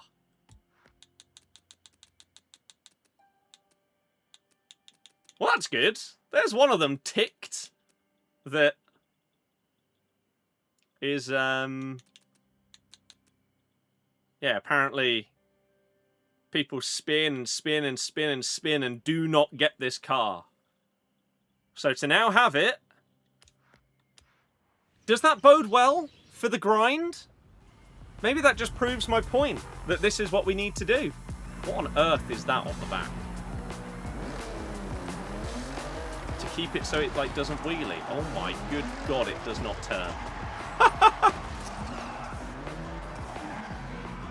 Oh my god, it can't turn at all.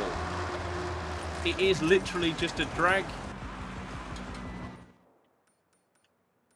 car. Wow. That has a max auction of 915k. See, yeah, that's stupid, isn't it? That is just dumb. Jesus Christ. That is crazy. That is absolutely crazy. And that's without tuning it at all.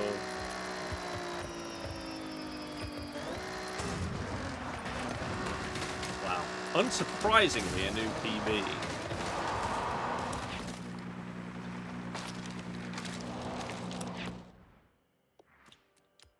Deary me.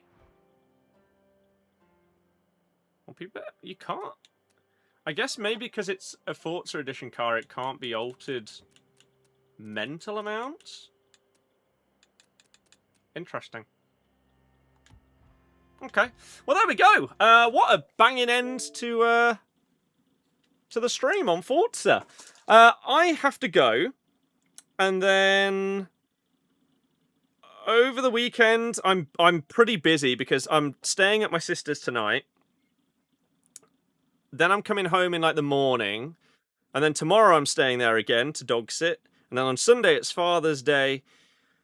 So maybe the next stream will be like Sunday night or Monday, something like that. But it might also be a watch along. I don't know. At that level, small changes matter a lot. I can imagine so. So yeah, I'm going to go get some food, have a shower, and then head on over there and watch the football. So hopefully you guys have an amazing rest of your day. Thank you very much for tuning in. I very much appreciate it. We'll stream some Forza, we'll stream some goals, and we'll stream some Elden Ring going forward soon. Hopefully you guys enjoy all of that. Thank you for being a part of it. I will see you in a bit. Woo!